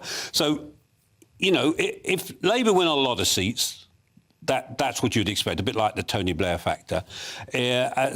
So it'd be interesting to see what the Liberals do as well. Yeah, but I mean, John Curtis has made the point, it's not going to be the number of seats necessarily, it's the overall share of vote that's going to indicate. You're absolutely right. And that's what we'll be looking at. But normally local elections don't, you know, we had, right say we didn't have a great set of results 4 years ago, and then we went on to win a thumping majority in the general elections. I don't think it's that clear-cut. Well, I was going to say, picking up on 4 years ago, I mean, how much of this is presidential in a way? You know, you're looking at the leaders rather than the parties, rather than the policies, because Sir Keir clearly was climbing, but Rishi Sunak is coming back in those personal polls.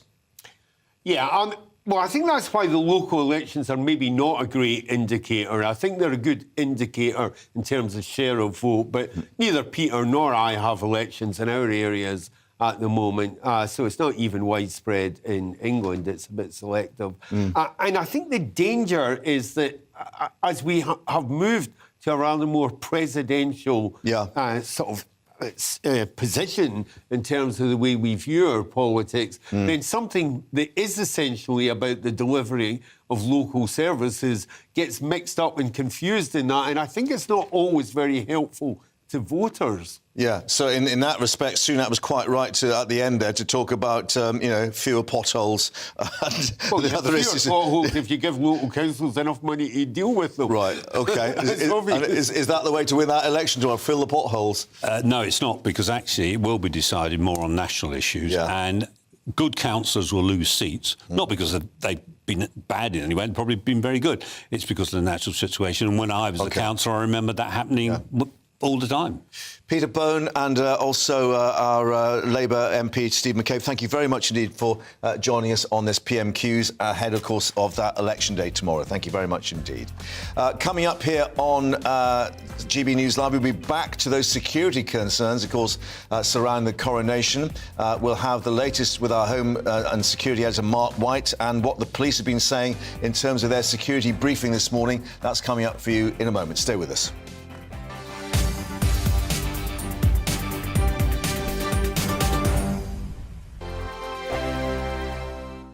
I joined GB News because I was sick and tired of not hearing my views being represented, not just mine, but so many people that I knew and spoke to. I just couldn't get my voice out there. I couldn't say anything. I couldn't do anything. Whatever the narrative was, I kind of had to follow it. GB News is there to provide a voice for those who have been ignored by the establishment media. We think different things. We've got a different style. GB News is here to be optimistic and positive about the future. It's real kind of dynamic and flowing, with the audience very much at the heart of it, like a big family.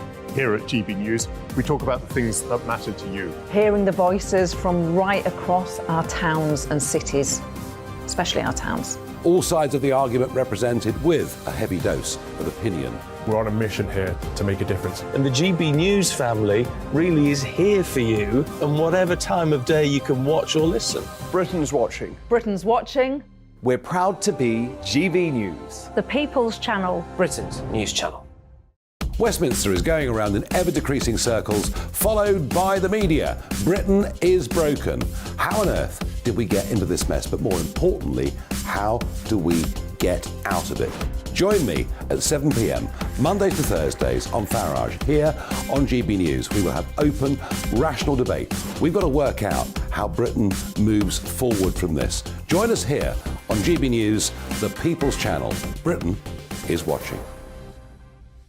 You've probably seen politicians interviewed 1,000 times, but we do it differently. We find out who they really are, we don't shout, we chat, and hopefully we bring a bit of light, not just heat. Did you know Kate Moss? Apparently. Do you have a pair of jeans or a pair of jeans? No, of course I don't. What would I do with them? My friends are like, oh my God, what's she doing now? Join me every Sunday at 6 for Gloria Meets, only on GB News, the People's Channel, Britain's news channel.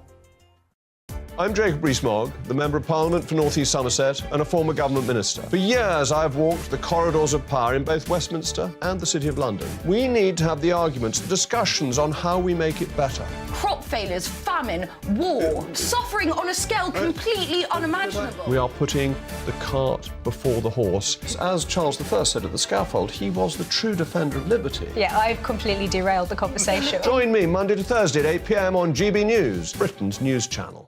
New to GB News is the Saturday 5. Join us every Saturday from 8 p.m. as we debate the week's stories. Right, folks, that was a spicy one, wasn't it? With us four, plus a special guest. Sometimes she has to stick her foot in it. Sometimes she has to say things as they are. Sometimes I think we should keep the refugees and send the pensioners to Rwanda. Then we'd be in a much better state. Well, Benjamin, that is... The Saturday 5. Saturday nights from 8. Only on GB News, the People's Channel. Britain's news channel.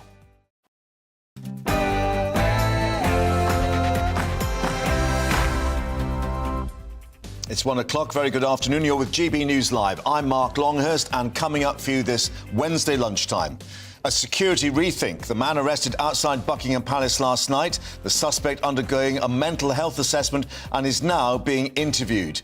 Well, the Mets also confirmed they're considering using facial recognition technology at the coronation as Republican groups claim they're being targeted. Rishi Sunak faces Sir Keir Starmer Prime Minister's questions. The leader of the opposition accuses him of betraying first-time buyers by scrapping house-building targets. Who came out on top? We'll have our assessment in a moment. And the People's Army. Engineers in Ukraine designing DIY rockets that families can fire from their own back gardens to hit the Russians. They're even being designed to sound like the feared doodlebugs of the Second World War.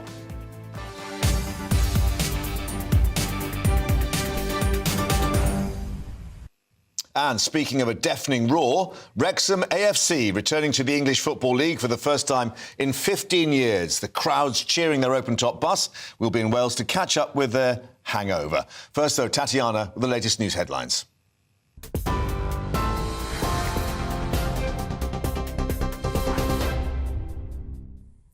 Mark, thank you very much and good afternoon. This is the latest from the GB newsroom. 29,000 police officers are being deployed to bolster security surrounding the King's coronation. The Met Police has confirmed the scale of the operation's bigger than the Queen's funeral. The force also revealed more details about yesterday's arrest at Buckingham Palace. A man was detained after shotgun cartridges were thrown over the gates, and there was a controlled explosion after he told officers his backpack needed to be handled correctly. The Met's Deputy Assistant Commissioner says the force is prepared. We got that incident under control extremely quickly. So the male was detained within seconds. He was arrested within five minutes, so under control extremely quickly. We have debriefed this, and we're absolutely confident in our plans. And let me just reassure London that we are tried and tested at this. We're not doing this alone. We've reviewed our plans, and I'm absolutely confident that we will deliver this in a manner that will be safe and secure for everyone that actually comes to London. Labour has criticised the government for failing home buyers. It's after the English Housing Survey found only a third of children born in England this year will own a home by the time they reach their 50s if the current trends continue. During Prime Minister's questions this afternoon, Sir Keir Starmer suggested Rishi Sunak was out of touch with voters. £9,000 would take 4 years. you think it's funny that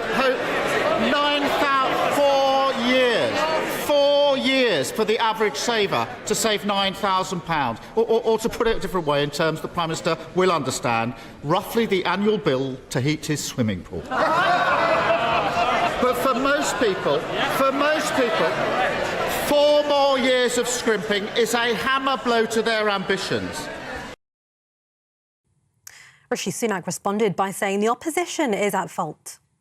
Let's talk about the Labour record on house building, Mr. Speaker. In London, the former Conservative mayor built 60,000 affordable homes in his first 5 years in office. How many did the current Labour mayor manage? Half of that, Mr. Speaker. In Wales, we need 12,000 new homes a year. How many have Labour built in the last year? Half of that, Mr. Speaker. As ever, Labour talk and the Conservatives deliver. A teenager has shot and killed 8 students and a security guard at a school in Serbia's capital, Belgrade. The 14-year-old opened fire in a classroom, shooting his teacher first before randomly targeting other people. 6 children and the teacher are being treated in hospital. The armed student has been arrested and police are now trying to establish a motive.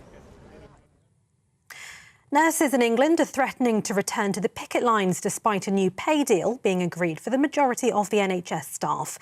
In a letter to the Health Secretary, the Royal College of Nursing said there'll be another ballot this month for further strike action to be held between June and December.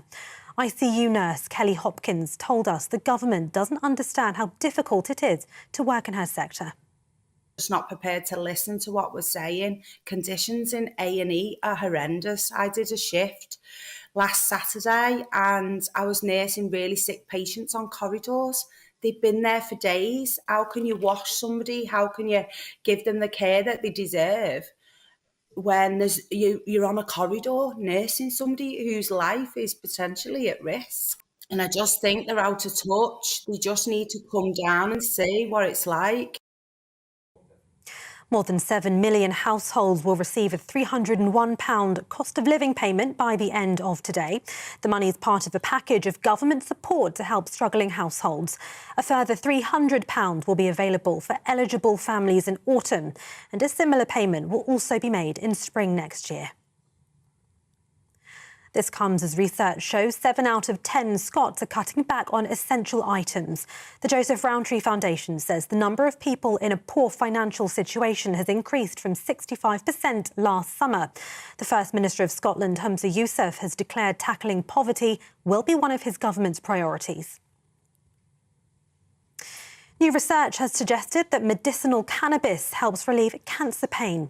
The study showed products with an equal balance of the active ingredients THC and CBD were the most effective for pain relief.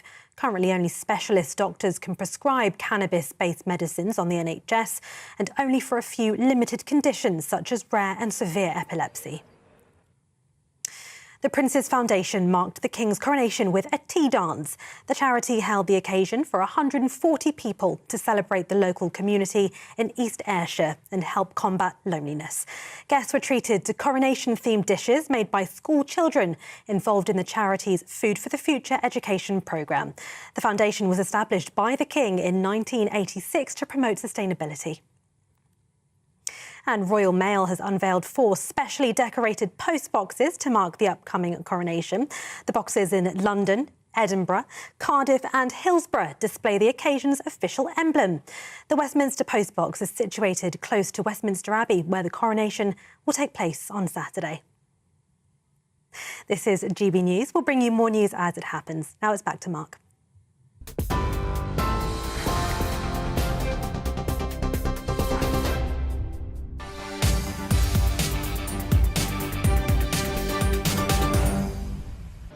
Tatiana, thank you very much indeed. So, police revealing that their security operation for the coronation, Operation Golden Orb, even bigger than that carried out for the Queen's funeral. Just to update you on the numbers, we're being told some 9,000 officers on duty on the day of the coronation, including 1,000 from outside the Met. They've also warned they have new powers to deal with protesters, but Republican groups complaining that they're being targeted unfairly. The new details coming as a man is being questioned after shotgun cartridges packages were thrown into Palace grounds yesterday evening. He was allegedly also found in possession of a lock knife, his backsack then destroyed in a controlled explosion. Let's get more now with our Home and Security editor, Mark White, joining us in the studio with the police and, of course, Tom Tugendhat, the Security Minister as well, updating people on what is, a pretty comprehensive operation, it now seems. Yes, huge. We were talking last hour about whether this would probably be the biggest policing operation in many years, and Metropolitan Police have confirmed that. It's actually bigger even than the Queen's funeral last year. They say that some 29,000 police officers will be on duty throughout that weekend period of the coronation. On the day itself, 11,500 officers compared to 11,000 officers on the day of the Queen's funeral. So it just gives you an indication of the enormity of the security operation itself, Mark. Just to reiterate, no specific security threat, no direct threat as such, but clearly, given what happened at Buckingham Palace with this incident still being investigated, the man being questioned, they have to really prepare for any eventuality. Yes, absolutely. I mean, the threat picture out there in terms of the threat, first of all, from international terrorism is alive and a big problem that they deal with on a daily basis. They're tracking lots of extremists in the UK that could potentially decide to act out their issues in a violent manner. And they've got to determine, you know, at what period they intervene. Once they've got enough evidence, of course, to round these people up. But aside from international terrorism, you've got all kinds of other issues around activism. Today, for instance, just taking place as we speak down in Parliament is a protest from Just Stop Oil. The so-called slow march that they've been showing the pictures of that slow march around Parliament Square, police officers moving in to arrest some of those people as well from that Just Stop Oil protest. And actually, obviously to the annoyance of the activists, but handily for the police, new laws have come into power. That's the Just Stop Oil protest. There we go, these pictures from a little earlier. Now, we've got the Deputy Assistant Commissioner also saying that the Met will not tolerate criminal behaviour in the name of protest, and that these new powers, I think the Public Order Act, will allow officers to arrest protesters who use the tactic of locking on, for instance, which you saw with many protests. But clearly, there is a question as to when does democratic protest become a criminal act? It's always a balancing act, isn't it? You know, the activists will tell you that, look, you know, as long as it's peaceful, if they cause upset and disturbance and disruption to get their point across, then as long as it's peaceful, they don't believe they're breaking the law. But clearly that's not true, because we've seen, as borne out by the many protests that have taken place by Extinction Rebellion and Just Stop Oil and other groups in recent years now, the disruption that they cause has spilled over into criminality. New laws have been passed to ensure it is actually treated as a criminal offence. And things just like the Just Stop Oil protest there, Mark, with them walking slow, that would now be deemed, if the police believe that it is causing enough disruption to be a criminal act, and these people could be arrested as well. We should just go back to the Security Minister, because talking overall about this very significant security operation, he told us earlier that, of course, the planners have had months to prepare for this, but worryingly, those who might want to cause disruption to this event have also had many months to plan for it. This is what he told us a little earlier. We are working with intelligence agencies and police forces across the country. This has been months in the planning, and many people are working 24/7 to make sure we deliver what we need to see, which is a safe, a secure moment of national celebration, showcasing Great Britain and Northern Ireland to the whole world. No, it's interesting. Tom Tugendhat says security can be a liberator in a democracy, not like an authoritarian state where it's a controller. However, the head of Republic, one of these protest groups on a political front, this is Graham Smith, said, look, we've actually liaised with police about what we're going to do in terms of our protests, and they're aware of what was being planned. But he said, we've then got a letter coming through from the Home Office, which is intimidating, an official letter warning of these new powers under the Public Order Act. Yeah, well, and you know, from his perspective, he views it as intimidating. From another perspective, it would be the police giving fair warning to people not to indulge in activities that may be disruptive and break the law, because they will, in order to ensure that this event goes off without a hitch, move in and arrest. At the end of the day, groups like his, Just Stop Oil, Extinction Rebellion and others can protest, of course they can, but if it moves over into that particular area where it is disrupting and potentially, you know, endangering lives as well, which hopefully it would never do from activist groups like that, but even disruption would be breaking the law under these new rules, and these people are being warned clearly that if they do that, then they risk arrest. Now, we've had the rehearsals going on early morning and weekend and so on.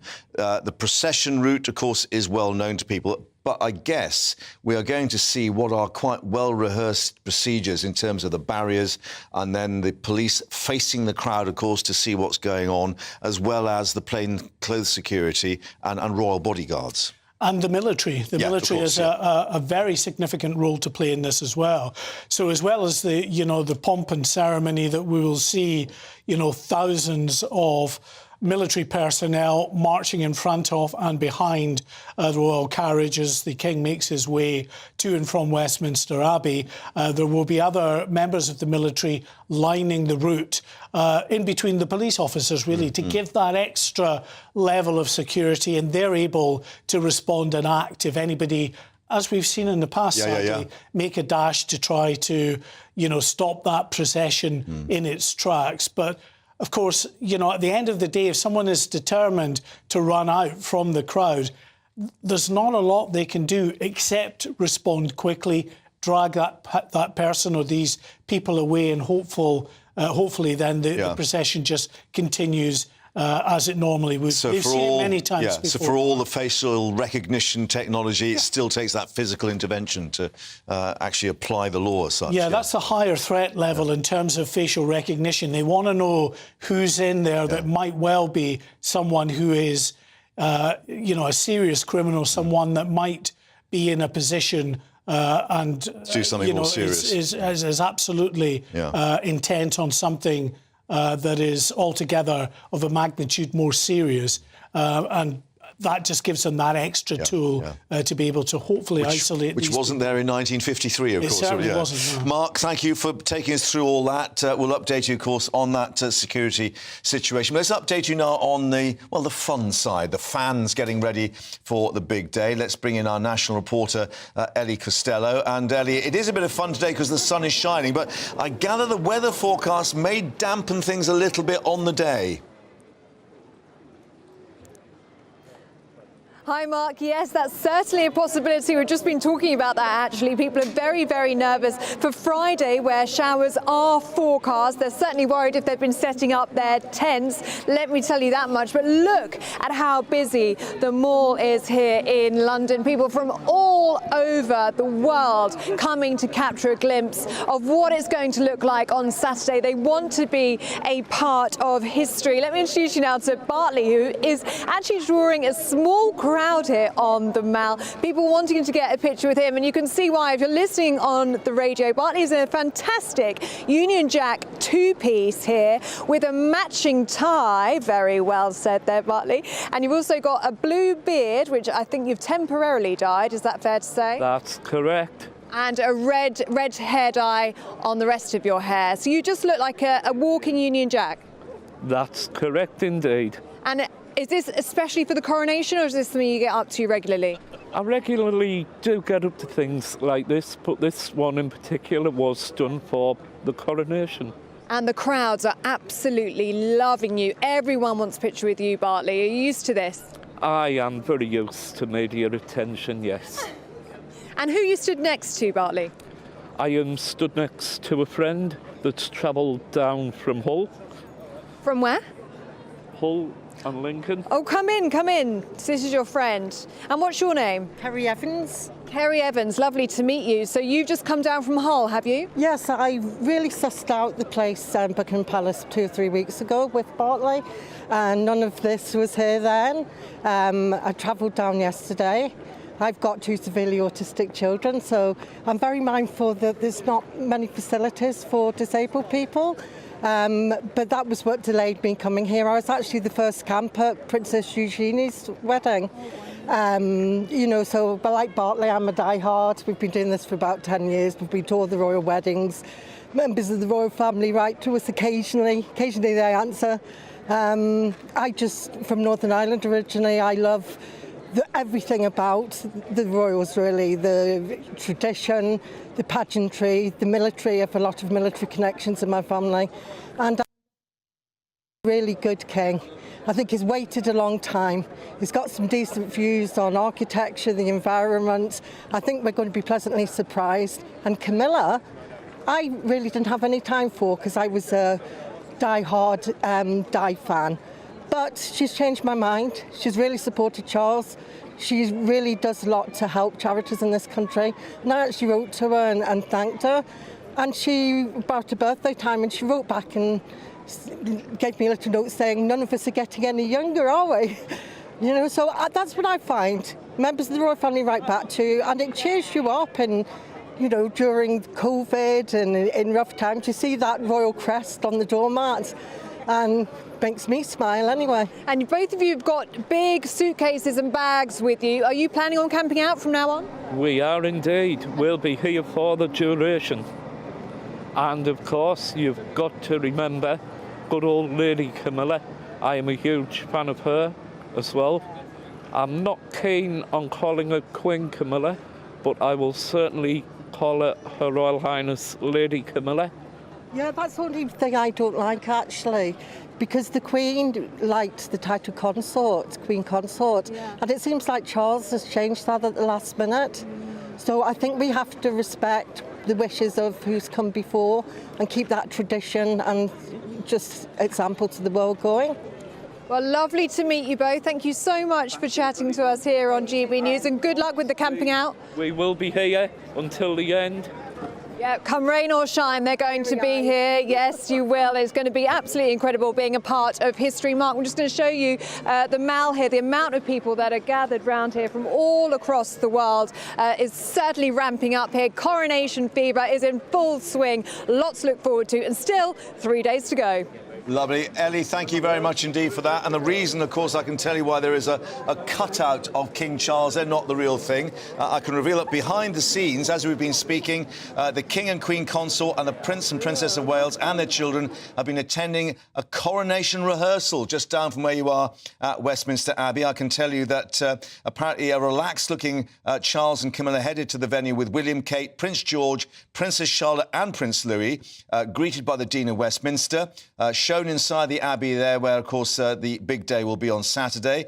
The future King, of course, George, the duty of being one of his pages, the grandfather's pages, and expected to be given the task of holding the train of the regal robes. William will kneel before his father to vow to be his liege man of life and limb. So they've been rehearsing all that as we speak. We'll update you on that. Also coming up, looking ahead to that first test at the ballot box tomorrow, the local elections for Rishi Sunak, voters going to the polls, and, of course, reflecting on the politics we've heard from PMQs. That coming up in a moment. Stay with us.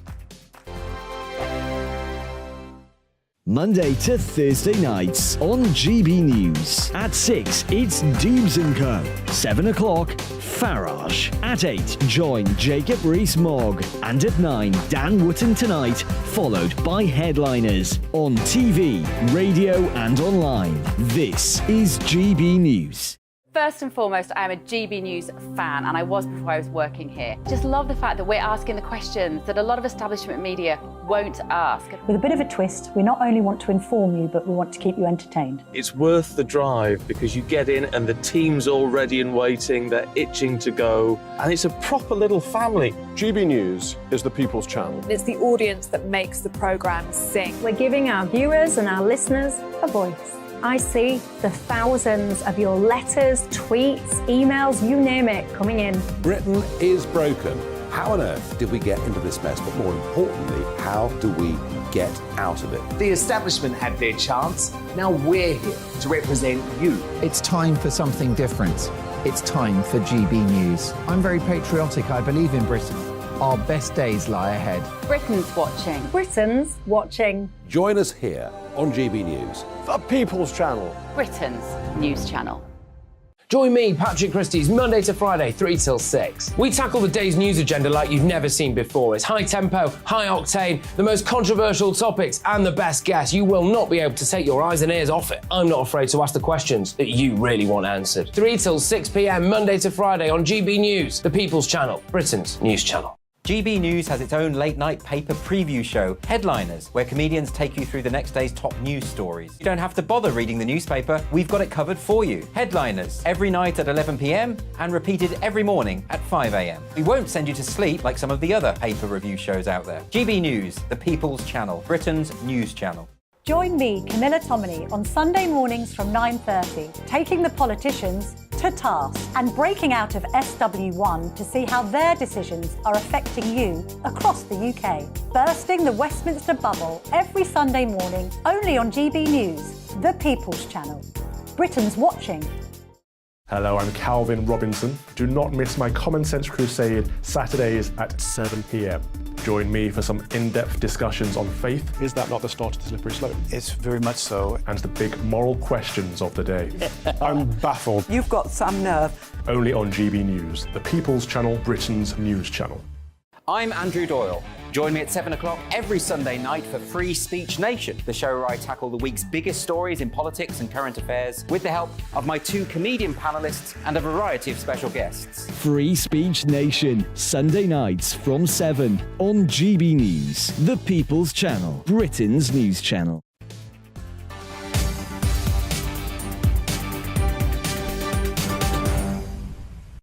And welcome back to GB News Live with some breaking news coming in. At least this is a claim from Russian news agencies who are quoting the Kremlin.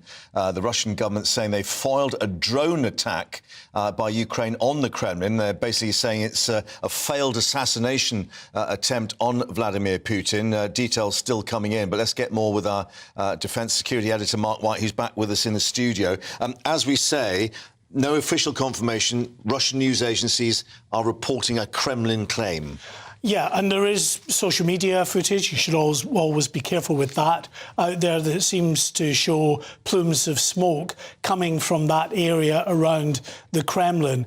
But, you know, regardless of what Kiev might say in terms of whether this is true or not, the very fact that you've got the Russian government making such a serious allegation is a serious escalation, because we don't know what they might do in response to this. But just in the last few minutes, we've had this statement from the Kremlin. They say that on Wednesday night, the Kiev regime made an attempt to strike using UAV, the Kremlin resident, using a UAV, the Kremlin residence of Russian President Vladimir Putin.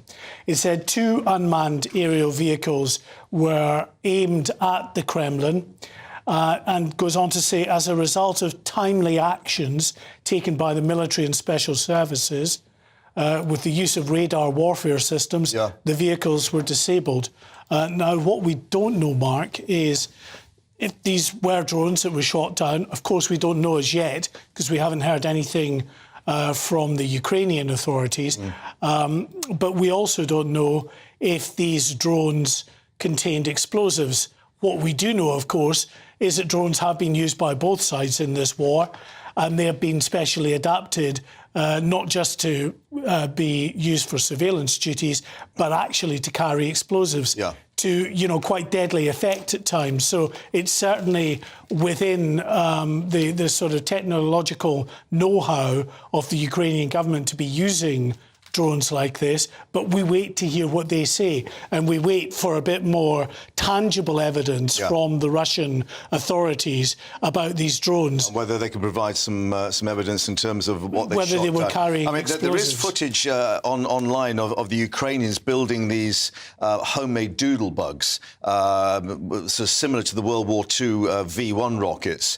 I think we've got some pictures of what they're doing in back gardens with bits of pipes and so on. But what we're probably talking about here, they've been buying these Turkish drones, haven't they, and then adapting it. The question has been whether they've had the range literally to fly them far enough to hit the Russian capital.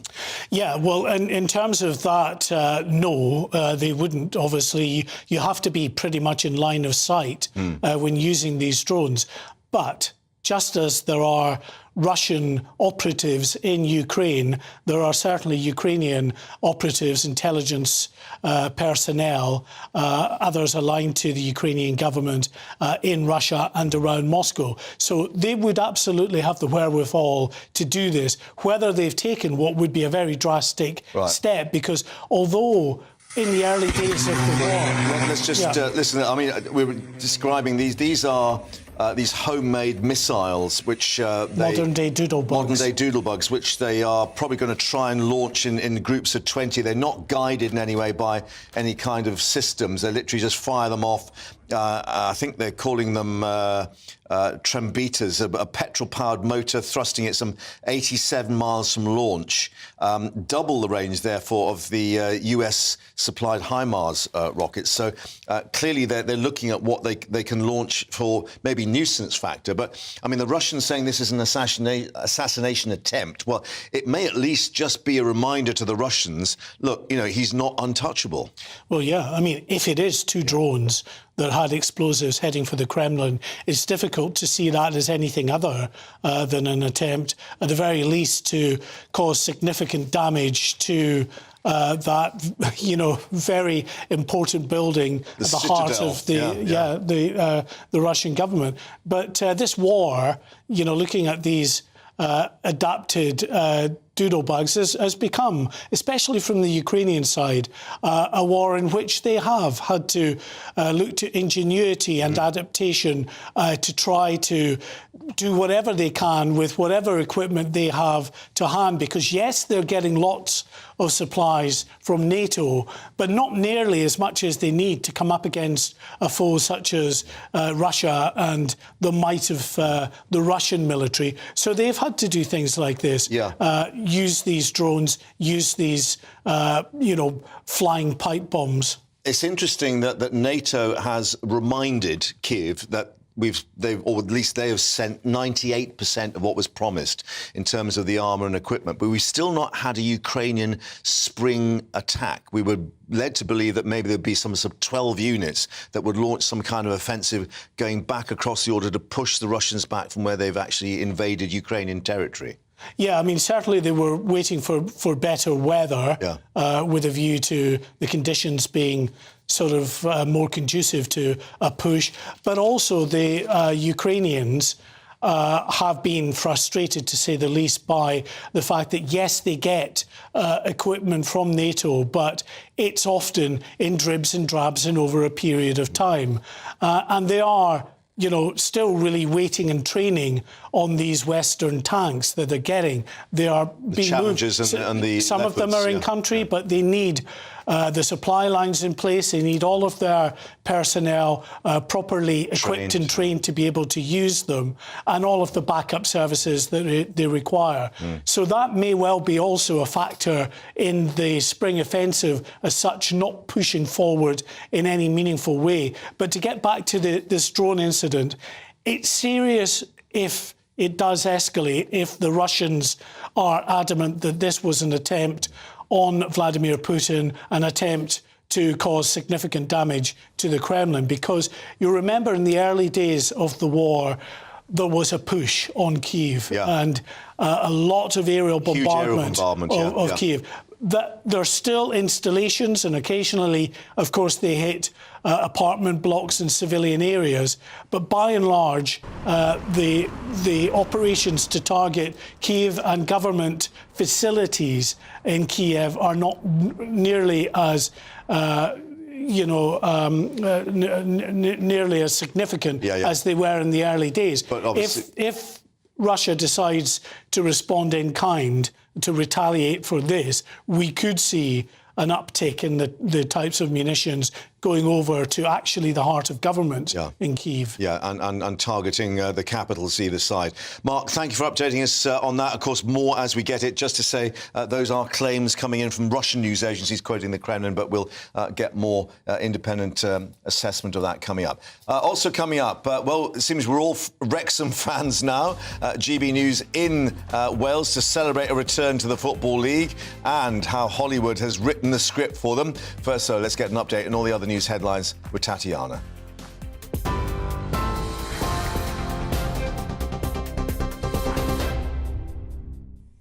Mark, thank you very much. It's 1:33. This is the latest from the GB newsroom. 29,000 police officers are being deployed to bolster security surrounding the King's coronation. The Met Police has confirmed the scale of the operation is bigger than the late Queen's funeral. The force also revealed more details about yesterday's arrest at Buckingham Palace. A man was detained after shotgun cartridges were thrown over the gates, and there was a controlled explosion after he told officers his backpack needed to be handled correctly. The Met's Deputy Assistant Commissioner says the incident was handled swiftly. We got that incident under control extremely quickly. So the male was detained within seconds. He was arrested within five minutes, so under control extremely quickly. We have debriefed this, and we're absolutely confident in our plans. And let me just reassure London that we are tried and tested at this. We're not doing this alone. We've reviewed our plans and are absolutely confident that we will deliver this in a manner that will be safe and secure for everyone that actually comes to London. A teenager has shot and killed 8 students and a security guard at a school in Serbia's capital, Belgrade. The 14-year-old opened fire in a classroom, shooting his teacher first before randomly targeting other people. 6 children and the teacher are being treated in hospital. Police say the armed student has been arrested. They're now trying to establish a motive. And more than 7 million households will receive a £301 cost of living payment by the end of today. The money is part of a package of government support to help struggling households. A further £300 will be available for eligible families in autumn, and a similar payment will also be made in spring next year. TV, online, DAB+ radio and on TuneIn. This is GB News.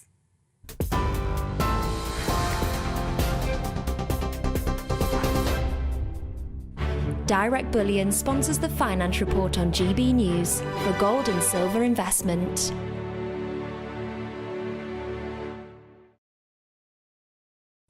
Here's a quick snapshot of today's markets. The pound will buy you $1.2496 and €1.1324. The price of gold is £1,610.70 per ounce. And the FTSE 100's at 7,796 points. Direct Bullion sponsors the Finance Report on GB News for physical investment. It's all about family, being in people's living rooms, all the interaction and getting to know who our viewers and listeners are. When I was young, my dad used to say, Nana, stop arguing. I wanted an outlet that would enable me to give my opinion. People are going through a really hard time right now, and I know that you don't feel like you're being listened to by the establishment. I came to GB News because it's the people's channel, and I want the audience to have their say on the events of the day. We're dynamic. We do something different. Democracy shows that the wisdom of the nation is in its people. I get to travel to find out what the story is from a personal perspective. The British people aren't fools. We know when we're not being told the full story. We've got to work out how Britain moves forward from this. It's the best country in the world. The establishment had their chance. Now we're here to represent your views. Britain's watching. Britain's watching. Britain's watching. We're proud to be GB News, The People's Channel. Britain's news channel. So Dubes & Co, we tackle the issues of the day with real, robust debate. Both sides of the fence, battling it out with me in the middle with my forthright opinions and views. And often really interesting things happen because you start with a position and then by the end of the debate you find actually, well, I might not have thought about that one. What we need in this country is 2 new political parties. You should maybe think about doing a 2024 calendar. I'm Michelle Dewberry and I'm keeping you company right through until 7 o'clock this evening. GB News, the People's Channel, Britain's watching. Start the day with GB News. We catch up on all the big stories you didn't hear the night before. And take a look at what the world's talking about this morning. That's right, Monday to Thursdays from 6 o'clock. It's Breakfast with Eamon and Isabel. Straight after breakfast, join us, Bev Turner and Andrew Pearce. We're going to take you through till noon. We'll be tackling the big topics of the day, including the things that the other channels just won't talk about. If it's happening here. Wake up to mornings on GB News, the People's Channel. Britain's news channel.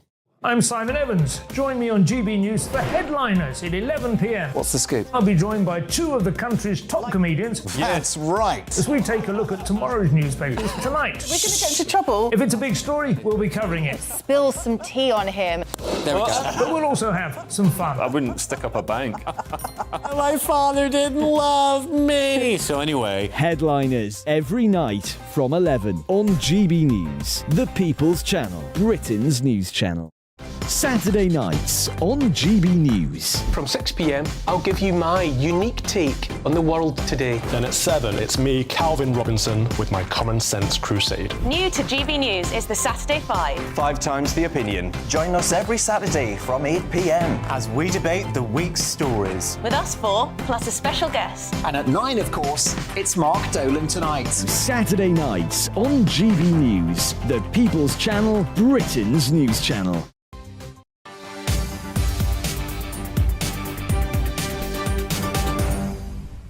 Welcome back to GB News, and an indication that many people will be heading to the polls tomorrow for the local elections. Of course, not everywhere, one has to reflect, but what might sway the voters, and of course, what will the results mean for the general election and the major parties? Well, let's speak now to the chief political editor at the Financial Times, Jim Pickard, who can join us. Jim, thanks very much for your time. An indication there, Westminster earlier at PMQs, certainly what the Prime Minister thought was important: higher crime, a litany of broken promises, fewer potholes and lower taxes.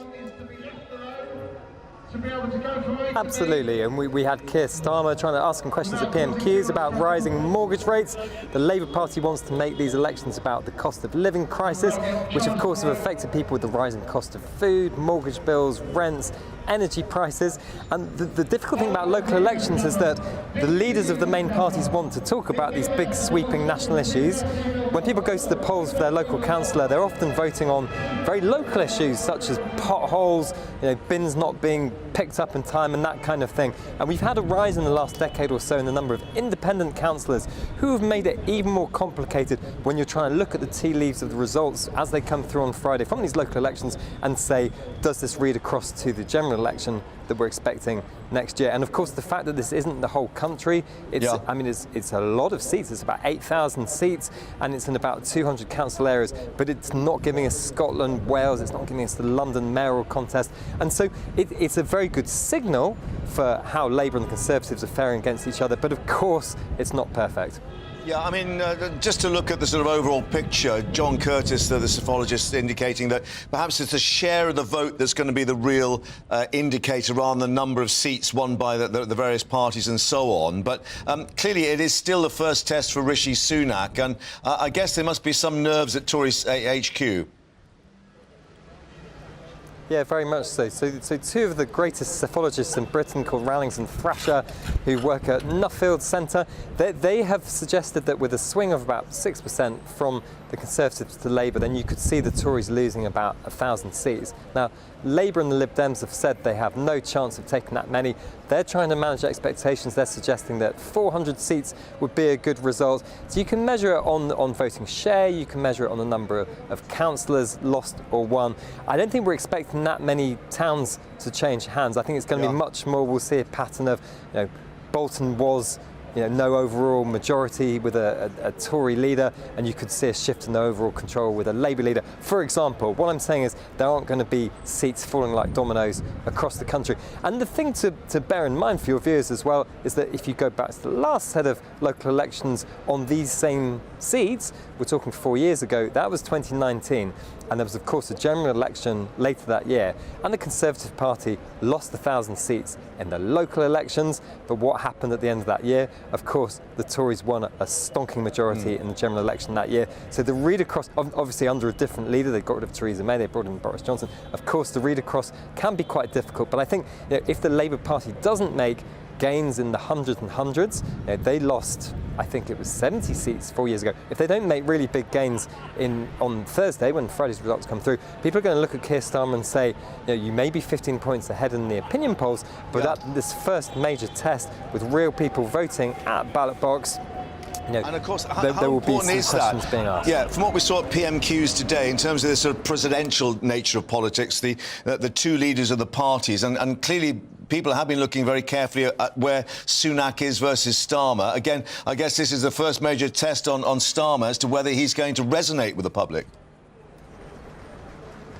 Yeah, and there are some Labour MPs who say that because Keir Starmer has brought the Labour Party very much to the right compared to where it was under Jeremy Corbyn, there are certain issues like immigration or crime where the two parties' policies do sound quite similar. On Brexit, of course, Keir Starmer has gone from being an Uber Remainer who wanted a second referendum to being someone who basically accepts Brexit. And therefore, I think people's eyes are then drawn more on the character and the abilities of the leader. It does start to feel a bit more presidential. And that was okay for Labour when Liz Truss was the Tory leader, who, according to all the opinion polls, was pretty unpopular. Rishi Sunak has closed the gap with Starmer. It depends which opinion polls you look at, but there's not a lot in it between the two of them. Yeah. He's brought a new kind of managerial calm to being in Downing Street. Not necessarily as popular as his predecessors with some Tory membership, but with the general public, he does seem to be more popular than his party, and Keir Starmer does seem to be somewhat less popular than his party. Indeed. Jim, as ever, thank you for updating us down there at Westminster. And, of course, we'll see what the voters decide tomorrow in those local elections. Thanks very much indeed. Well, of course, one of those things that Rishi Sunak is having to try to manage is inflation.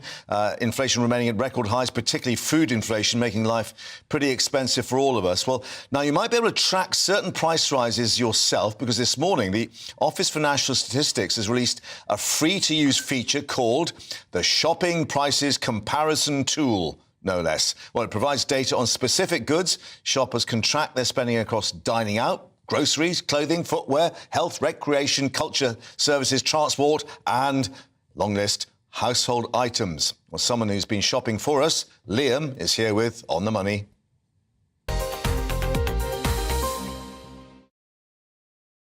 And have you got any money left, or is it all gone? Not at these prices, no. Mark. Yeah. I must say, I knock the ONS sometimes, the way they present data, but I think they've done a really good job with this new online price comparison tool.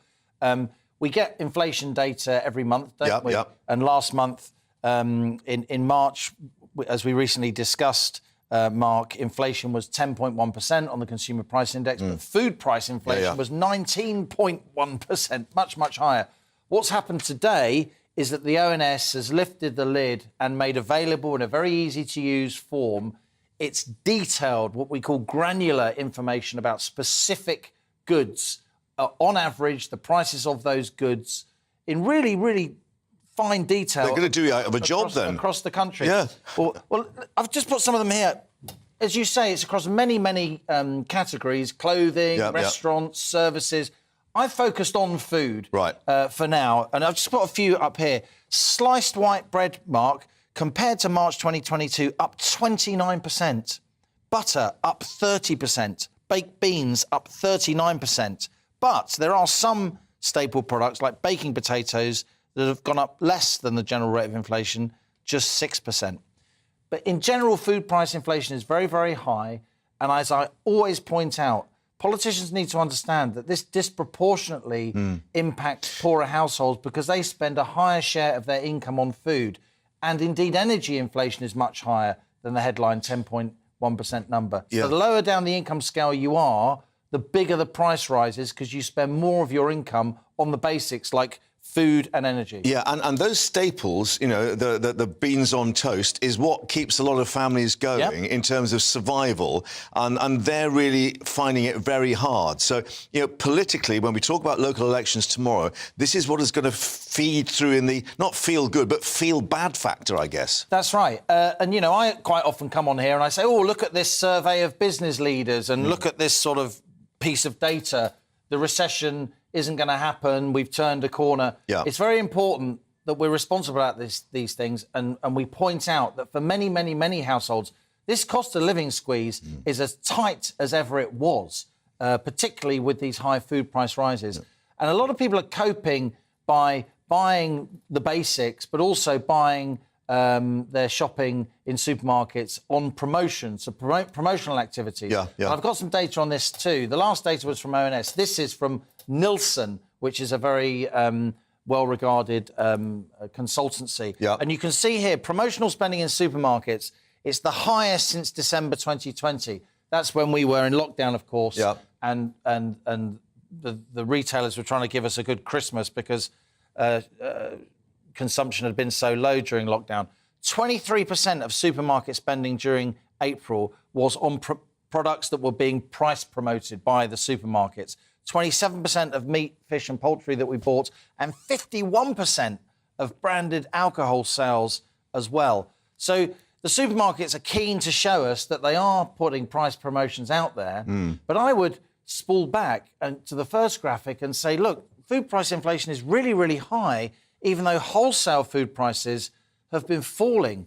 The UN's index, the Food and Agricultural Organization, their index of global wholesale food prices, Mark, it's been falling for 13 months in a row. So how do they justify these price rises? Yeah, and we've got Sir Ed Davey now, the Liberal Democrats, who is saying, look, you know, we haven't got the direct evidence, but let's get the commission, the Price and Competitions Commissioners looking into this, the Markets Authority, to investigate. You know, are they actually profiteering or maybe even just taking the money off just for certain things with these promotions? Right, you mentioned there the CMA, the Competition and Markets Authority. That used to be called, in old money, if you like, the Office of Fair Trading. It's now called the CMA.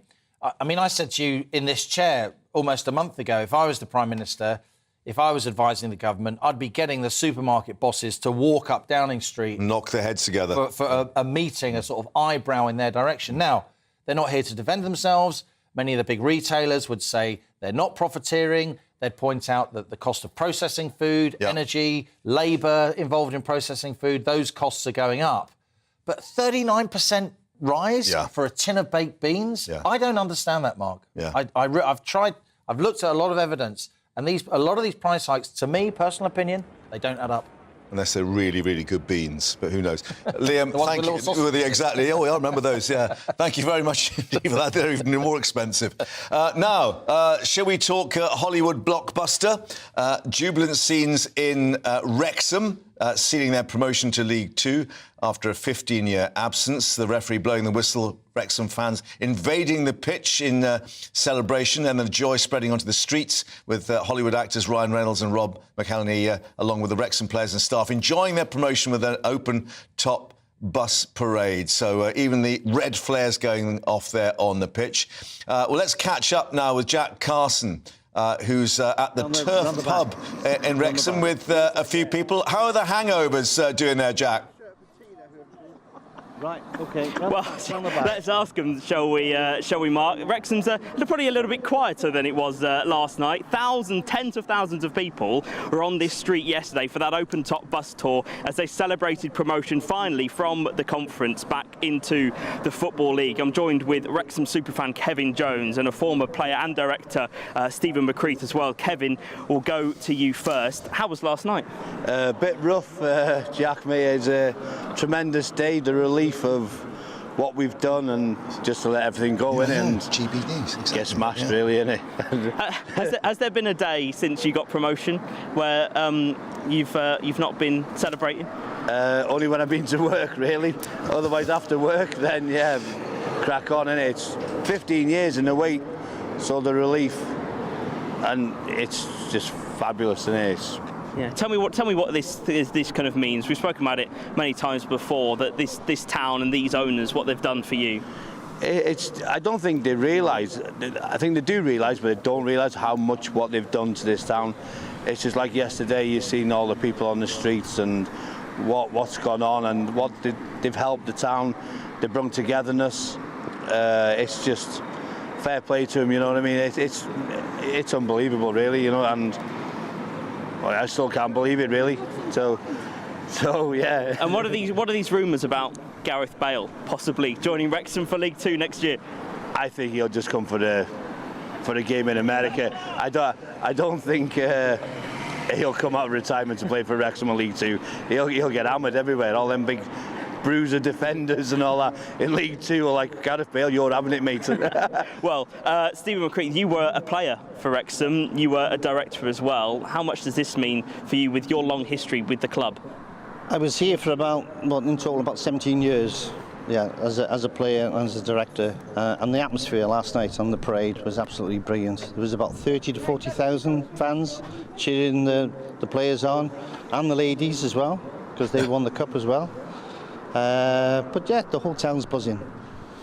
Yeah, it's good. It's good. Now, you've obviously been involved with the club for a long time. Obviously, these owners have turned it round in terms of the fortune. Just give us a picture of some of the state that this club was in not so long ago, and how much of an achievement it is to be where you are now.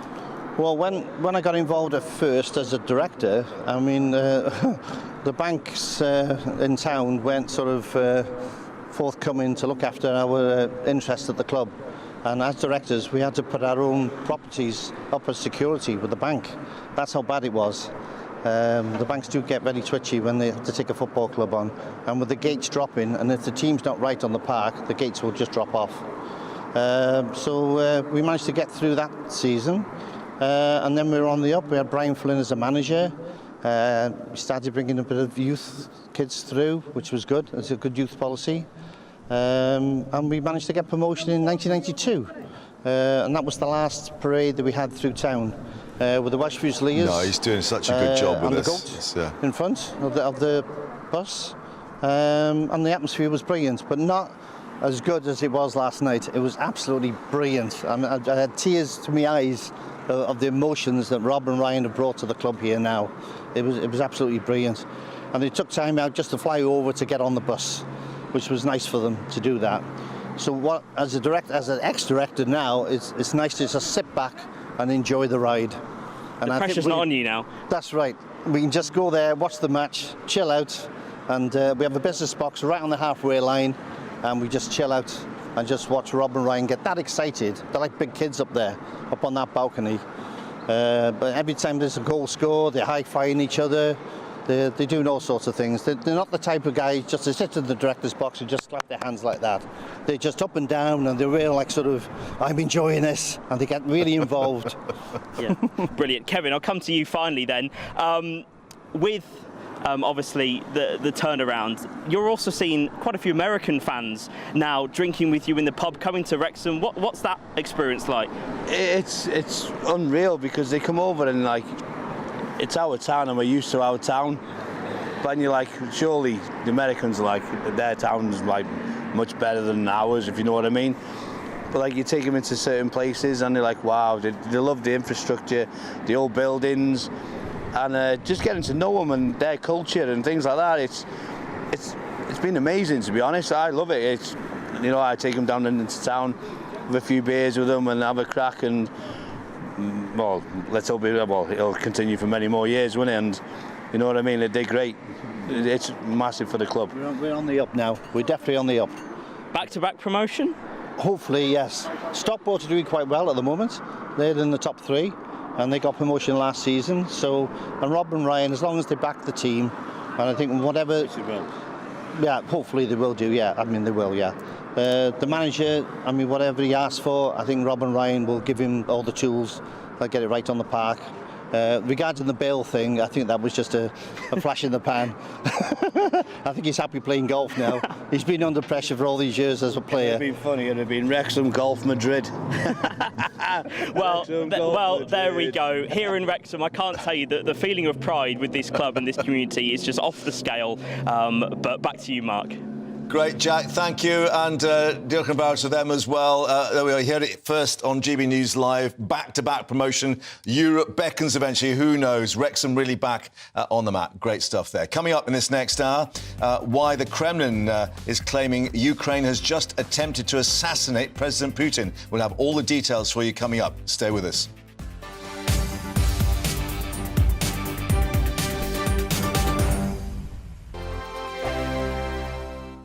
I joined GB News because I was sick and tired of not hearing my views being represented, not just mine, but so many people that I knew and spoke to. I just couldn't get my voice out there. I couldn't say anything. I couldn't do anything. Whatever the narrative was, I kind of had to follow it. GB News is there to provide a voice for those who have been ignored by the establishment media. We think different things. We've got a different style. GB News is here to be optimistic and positive about the future. It's real kind of dynamic and flowing, with the audience very much at the heart of it, like a big family. Here at GB News, we talk about the things that matter to you. Hearing the voices from right across our towns and cities, especially our towns. All sides of the argument represented with a heavy dose of opinion. We're on a mission here to make a difference. And the GB News family really is here for you, and whatever time of day you can watch or listen. Britain's watching. Britain's watching. We're proud to be GB News. The People's Channel. Britain's news channel. Westminster is going around in ever-decreasing circles, followed by the media. Britain is broken. How on earth did we get into this mess? But more importantly, how do we get out of it? Join me at 7 p.m, Mondays to Thursdays on Farage, here on GB News. We will have open, rational debate. We've got to work out how Britain moves forward from this. Join us here on GB News, the People's Channel. Britain is watching. You've probably seen politicians interviewed 1,000 times, but we do it differently. We find out who they really are, we don't shout, we chat, and hopefully we bring a bit of light, not just heat. Did you know, Kate Moss? Apparently. Do you have a pair of jeans or a pair of jeans? No, of course I don't. What would I do with them? My friends are like, oh my God, what's she doing now? Join me every Sunday at 6 for Gloria Meets, only on GB News, the People's Channel, Britain's news channel. I'm Jacob Rees-Mogg, the Member of Parliament for North East Somerset and a former government minister. For years, I've walked the corridors of power in both Westminster and the City of London. We need to have the arguments, the discussions on how we make it better. Crop failures, famine, war, suffering on a scale completely unimaginable. We are putting the cart before the horse. As Charles I said at the scaffold, he was the true defender of liberty. Yeah, I've completely derailed the conversation. Join me Monday to Thursday at 8 p.m. on GB News, Britain's news channel. New to GB News is the Saturday 5. Join us every Saturday from 8 p.m. as we debate the week's stories. Right, folks, that was a spicy one, wasn't it? With us four, plus a special guest. Sometimes she has to stick her foot in it. Sometimes she has to say things as they are. Sometimes I think we should keep the refugees and send the pensioners to Rwanda. Then we'd be in a much better state. Well, Benjamin, that is... The Saturday 5. Saturday nights from 8. Only on GB News, the People's Channel. Britain's news channel.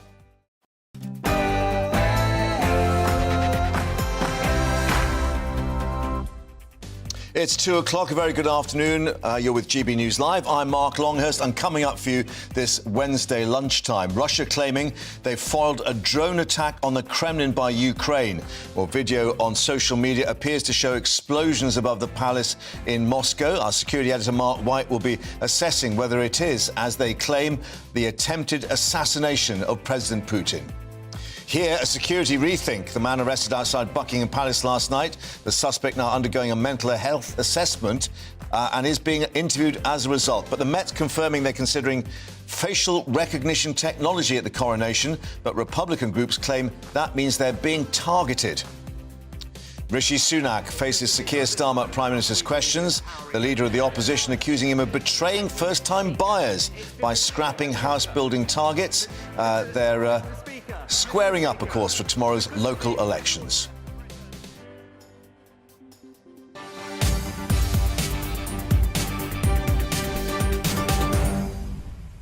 And indeed, ahead of those elections tomorrow, more on the feel bad factor, the new tool which reveals just how food prices are hitting you in the supermarket, even though global prices are going down. We'll be looking at our supermarket shopping basket with Leah. But first, all the latest headlines with Tatiana.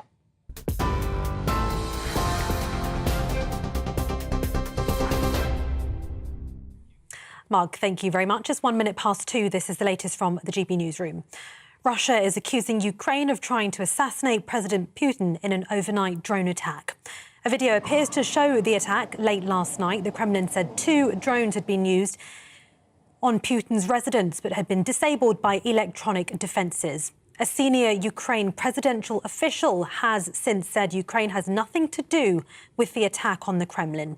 The strike comes after a fuel depot fire broke out early this morning near a crucial bridge linking mainland Russia and Crimea. 29,000 police officers are being deployed to bolster security surrounding the King's coronation. The Met Police has confirmed the scale of the operation is bigger than the Queen's funeral. The force also revealed more details about yesterday's arrest at Buckingham Palace. A man was detained after shotgun cartridges were thrown over the gates, and there was a controlled explosion after he asked to speak to a soldier before telling officers his backpack needed to be handled correctly. The Met's Deputy Assistant Commissioner says the force is prepared. We got that incident under control extremely quickly. So the male was detained within seconds. He was arrested within five minutes, so under control extremely quickly. We have debriefed this, and we're absolutely confident in our plans.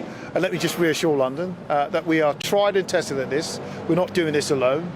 We've reviewed our plans and are absolutely confident that we will deliver this in a manner that will be safe and secure for everyone that actually comes to London.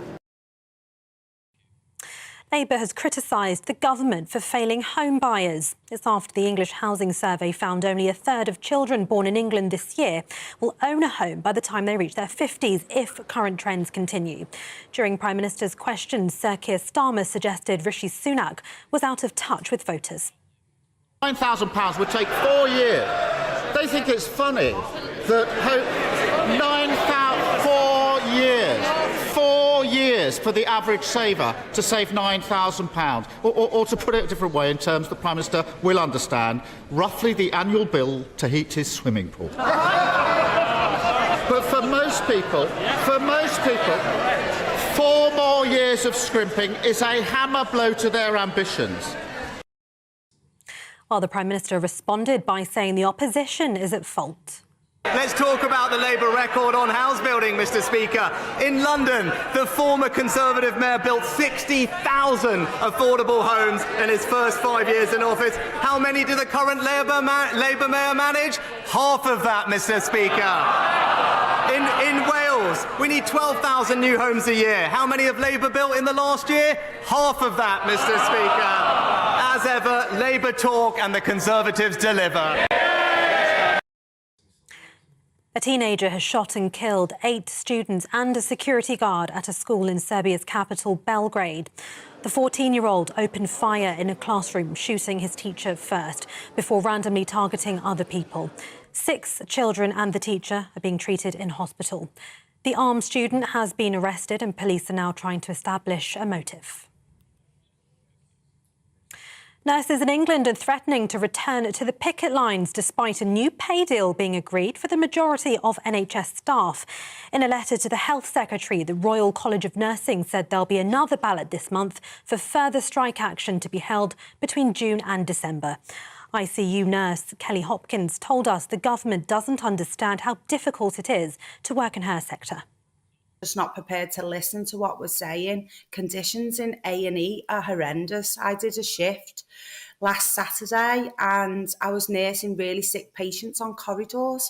They've been there for days. How can you wash somebody? How can you give them the care that they deserve when you're on a corridor nursing somebody whose life is potentially at risk? And I just think they're out of touch. They just need to come down and see what it's like. More than 7 million households will receive a £301 cost of living payment by the end of today. The money is part of a package of government support to help struggling households. A further £300 will be available for eligible families in autumn, and a similar payment will also be made in spring next year. Well, this comes as research shows 7 out of 10 Scots are cutting back on essential items. The Joseph Rowntree Foundation says the number of people in a poor financial situation has increased from 65% last summer. The First Minister of Scotland, Humza Yousaf, has declared tackling poverty will be one of his government's priorities. And the Royal Mail has unveiled 4 specially decorated postboxes to mark the upcoming coronation. The boxes in London, Edinburgh, Cardiff and in Hillsborough display the occasion's official emblem. The Westminster postbox is situated close to Westminster Abbey, where the coronation will take place on Saturday. This is GB News. We'll bring you more news as it happens. Now it's back to Mark.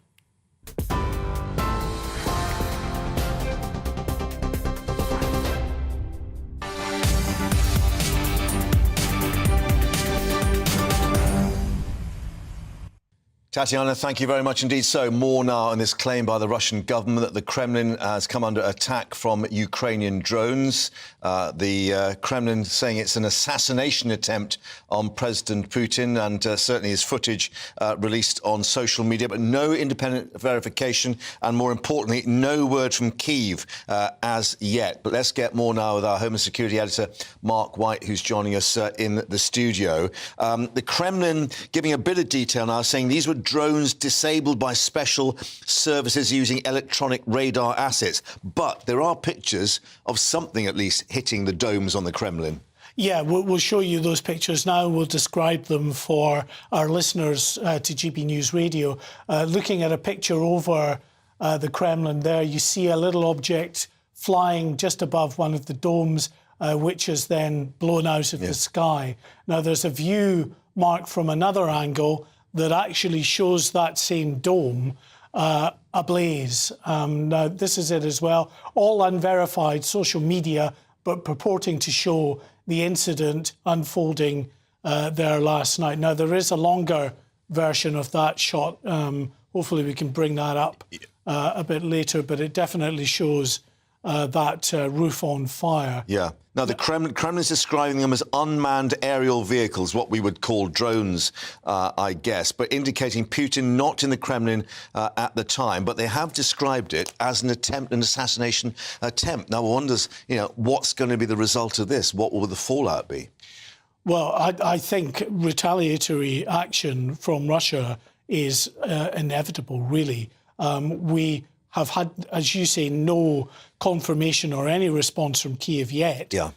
If it was them, would they ever admit it? If it wasn't them, they can deny it and Russia wouldn't believe them. The third option, of course, is was it actually, as the Russians say, could it have been a false flag? Maybe that narrative will be explored. Well, they in the hours set and days this up ahead. as some kind of sort of friendly fire incident. But I mean, one does question, did the Ukrainians have the capability of launching what will be a very long-range attack? Because certainly the drones that they've had, Turkish ones, very effective, but only on short distances. Yeah, I mean, these drones, you can get drones, obviously, that are operated via satellites now, so they can go a much longer range. But the fact is that there will, in Russia, be those operatives who are working for Ukraine, just as in Ukraine, there are undoubtedly Russian operatives on the ground in some of the key cities as well. So they would certainly have the capabilities. They have the adapted drones because they've been using them elsewhere very regularly to deadly effect in this conflict. Let me just quickly read out, Mark, what the Kremlin have said about this incident. And the final short paragraph here is very worrying. They say, first of all, this is a planned terrorist act and an assassination attempt on the president and Russia. The spokesman for the Russian government goes on to say that Russia reserves the right to take retaliatory measures wherever and whenever it deems necessary. That is of concern. We know, Mark, right at the start of this conflict, there were lots of reports of attempts that were underway to target President Zelensky, that his life was under threat. Reports that the Wagner mercenary group, for instance, had worked its way down and into the capital, into Kiev itself, into the looking to outskirts, assassinate Zelensky.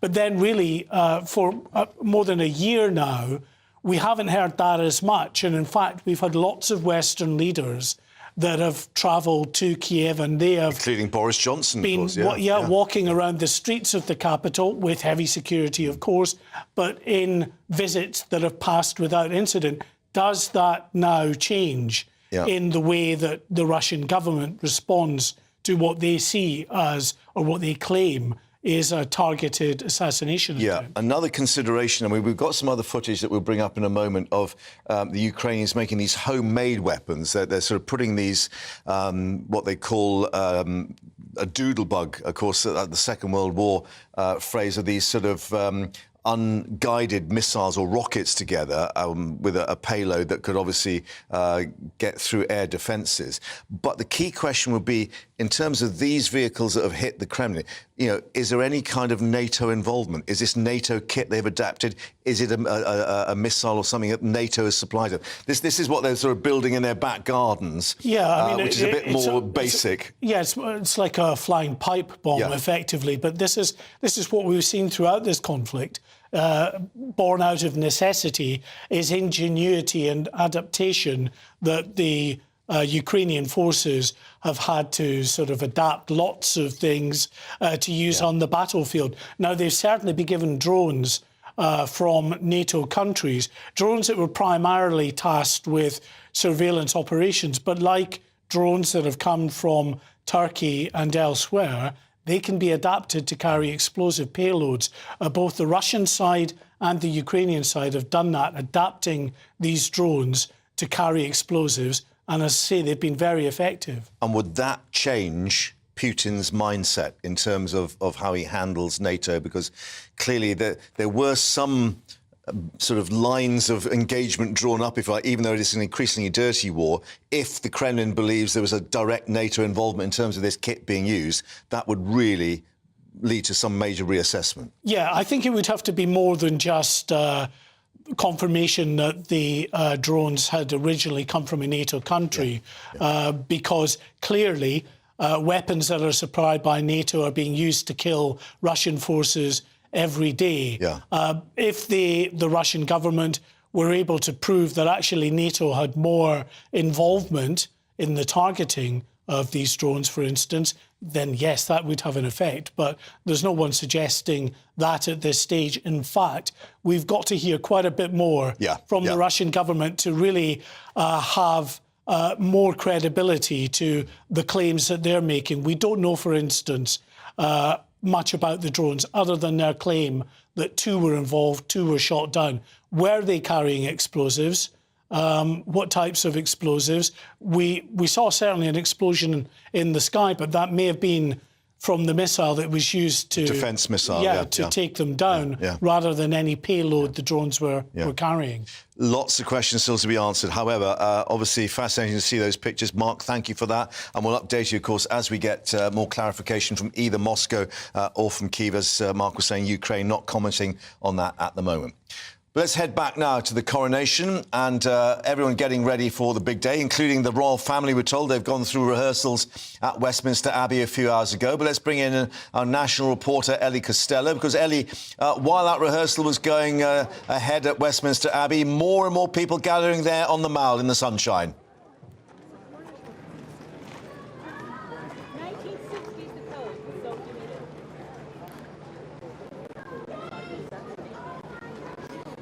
Yes, good afternoon to you, Mark. Coronation fever is very much upon us. The Mall is absolutely buzzing. People here from all over of the Mall. It's really, really hyping up this morning, and lots of attention is coming to this cutout of the late Queen Elizabeth II. And on this cutout, there's a sign that says, "That's my boy," in case you are listening on the radio. And next to this wonderful cutout of the late Queen Elizabeth II is 2 wonderful ladies. Would you like to introduce yourself? Carol Bush. This is Carol. Ardis Ryberg. So Carol and Ardis, I'm hearing American accents. So why do we love the coronation so much? What do we love about the British royal family? Oh, Oh, we love the pomp. We love those golden carriages. We love the jewels. And what do you love, Ardis? Ceremony, weddings, jubilees, we love it all. And you've got form, haven't you? You've been to jubilees, you've been to weddings, you've done it all. Done it all. We were this close to Meghan and Harry.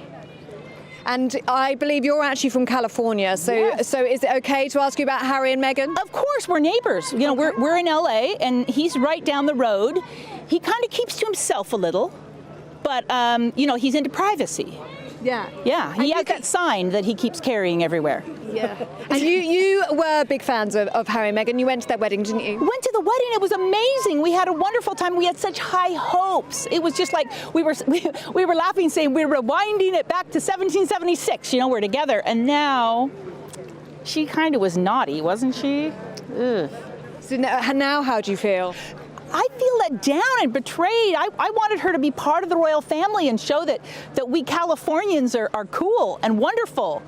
But instead, she looked a little, you know, Meghan-ish. Yeah. Yeah. So do you think she made the right decision not to come to the coronation? Oh, I think she made the right decision. She would have been booed, right? Harry's 10th row. 10th row. But you think it's a good thing that he's coming? Ardis, what do you make? Yes. Yes, the right And it's a good thing he's leaving early. And what are our thoughts on King Charles and Queen Camilla?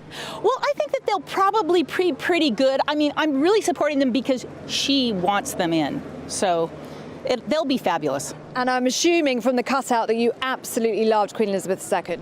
Loved her because she's absolutely brilliant. Yeah. Yeah. And what will she be thinking of King Charles and Camilla, do you think? She'll be a proud mom. That's lovely. Lovely. And what's the plan here then? Let me just show you how large this space is that you are occupying. That is because you've got plans, haven't you, for this space in the next few days? Big ones. We've got 20 or 30 young adults, like from 18 to 30, going to come and camp here. They're from all over the world. They're from Brazil and China and the U.S. and everywhere. And Ardis, explain for people who are watching and listening at home, what is the atmosphere like on the Mall? Because it's hard to describe, isn't it? Yeah, it's fun. Everybody loves the Queen. Everybody loves the royalty. Everybody's excited. Yeah. We're excited. And the weather's helping, isn't it? Yes, right. We got our sunglasses on. It's working.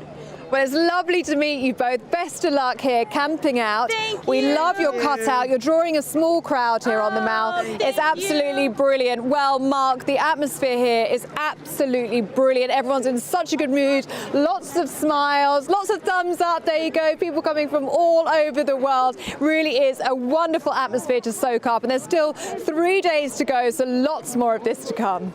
Indeed, Ellie. And the Californians will say it's great Harry's coming, but also great he's leaving early. There we are. You heard it first here from the Californians themselves. Thank you very much, Ellie. Well, we've also been updating, of course, with the security situation as regards the coronation and the numbers involved and, indeed, the efforts to clamp down on protests, as some would see it, the Public Order Act. Downing Street has just made this announcement. The Prime Minister's official spokesman talking to reporters saying that the right to protest is fundamental. The Prime Minister's official spokesman being questioned about these planned protests against the coronation, saying that Rishi Sunak would hope that everyone would come together and recognise this as a moment of national unity, but going on to say everyone does have the right to protest. It is fundamental. Well, of course, the coronation to be celebrated across the country, but not everyone happy about it. Months of planning and secret rehearsals expected to mitigate the last-minute hurdles, but some problems simply out of the King's control. Well, our royal reporter Cameron Walker has more for us. Not my king! Not my king! Not my king! Not my king! The Duke of Sussex will attend the coronation of King Charles, his father, but the Duchess of Sussex will not. Practice makes perfect, but secret rehearsals can only smooth out certain snags. His Majesty's coronation is a once-in-a-lifetime event for him, and officials will be doing everything possible to make sure nothing overshadows the King's big day. We've now seen eggs thrown at the King. I don't think in her long reign we ever saw an egg thrown at the Queen, which demonstrates to me that the support for the Queen was not the same as support for the monarchy. The Queen commanded support in her own person. Last month, Buckingham Palace took the unusual step to confirm Prince Harry would be attending the coronation. perhaps in an attempt to avoid further speculation about family feuds. It was only January when Harry's newly released memoir branded the Queen Consort a villain, an accusation which bothered and hurt Her Majesty, according to a friend, but she chose to rise above it. Out of the media spotlight, Meghan will be staying behind in California with the 2 children. It's understood the Duchess wants to spend her son's birthday with him, which falls on the day of the coronation. Critics have branded the decision a snub, however, pointing to Harry and Meghan's wedding where Charles walked his new daughter-in-law down the aisle. I've lived every girl's dream. While some have turned down their invitation, others didn't even get one. The Duchess of York, Prince Andrew's former wife, has confirmed she didn't make the cut. It's also emerged that Lady Pamela Hicks, a bridesmaid and former lady-in-waiting to the late Queen, has not received an invite. The King has sent his great love and apologies to her. We want an election, not a coronation. Anti-monarchy protests are also on the rise. Republic, the campaign group calling to replace the monarchy with an elected head of state, is hoping for up to 1,000 people protesting along the procession route. Organisers expect their plans to be noisy, but peaceful. We'll be making some noise, there'll be a bit of a party atmosphere, and try and engage with the people around us and keep it fairly light-hearted and make sure that when the procession goes past, we are unmissable. There are fears, however, that eco-extremists could cause chaos. The Mail on Sunday reports a plot to use rape alarms to spook the King's horses, a stunt that could cause serious injuries or even death, according to a former Grenadier Guard. For the coronation to be a success, the great British public have to be on side. More than half of people surveyed think the coronation should not be funded by the government, according to a recent YouGov poll. A majority of Brits, however, are in favour of keeping the monarchy. The challenge for the institution is making a 1,000-year-old tradition relevant to the 21st century. Cameron Walker, GB News. And of course, those rehearsals have been taking place at Westminster Abbey this morning. Also learning a little bit more coming through on the various restrictions. These are flight restrictions now, we're being told, for light aircraft, drones and helicopters being imposed over central London for Friday and Saturday. Transport Secretary Mark Harper announcing that all aircraft will be banned from flying below 2,500 feet in an area including Buckingham Palace and Westminster Abbey, quote, on advice from the Metropolitan Police Service. But it may also be because there's some 60 aircraft, including the Red Arrows, maybe flying through that same airspace. But more details on that coming up. Also, reflecting on that first electoral test for Rishi Sunak and the government tomorrow with the local elections. How is he likely to fare? We'll be reporting from Hull. Stay with us. Monday to Thursday nights on GB News. At 6, it's Dubes & Co. 7 o'clock, Farage. At 8, join Jacob Rees-Mogg. And at 9, Dan Wootton Tonight, followed by Headliners. On TV, radio and online. This is GB News. First and foremost, I am a GB News fan, and I was before I was working here. Just love the fact that we're asking the questions that a lot of establishment media won't ask. With a bit of a twist, we not only want to inform you, but we want to keep you entertained. It's worth the drive because you get in and the team's all ready and waiting, they're itching to go, and it's a proper little family. GB News is the People's Channel. It's the audience that makes the programme sing. We're giving our viewers and our listeners a voice. I see the thousands of your letters, tweets, emails, you name it, coming in. Britain is broken. How on earth did we get into this mess? But more importantly, how do we get out of it? The establishment had their chance. Now we're here to represent you. It's time for something different. It's time for GB News. I'm very patriotic. I believe in Britain. Our best days lie ahead. Britain's watching. Britain's watching. Join us here on GB News. The People's Channel. Britain's news channel. Join me, Patrick Christie's, Monday to Friday, 3 till 6. We tackle the day's news agenda like you've never seen before. It's high tempo, high octane, the most controversial topics, and the best guests. You will not be able to take your eyes and ears off it. I'm not afraid to ask the questions that you really want answered. 3 till 6 p.m, Monday to Friday on GB News, the People's Channel, Britain's news channel. GB News has its own late-night paper preview show, Headliners, where comedians take you through the next day's top news stories. You don't have to bother reading the newspaper, we've got it covered for you. Headliners, every night at 11 p.m. and repeated every morning at 5 a.m. We won't send you to sleep like some of the other paper review shows out there. GB News, the People's Channel, Britain's news channel. Join me, Camilla Tominey, on Sunday mornings from 9:30, taking the politicians to task and breaking out of SW1 to see how their decisions are affecting you across the UK. Bursting the Westminster bubble every Sunday morning, only on GB News, the People's Channel. Britain's watching. Hello, I'm Calvin Robinson. Do not miss my Common Sense Crusade Saturdays at 7 p.m. Join me for some in-depth discussions on faith. Is that not the start of the slippery slope? It's very much so. And the big moral questions of the day. I'm baffled. You've got some nerve. Only on GB News, the People's Channel, Britain's news channel. I'm Andrew Doyle. Join me at 7 o'clock every Sunday night for Free Speech Nation, the show where I tackle the week's biggest stories in politics and current affairs with the help of my 2 comedian panellists and a variety of special guests. Free Speech Nation, Sunday nights from 7 on GB News, the People's Channel, Britain's news channel.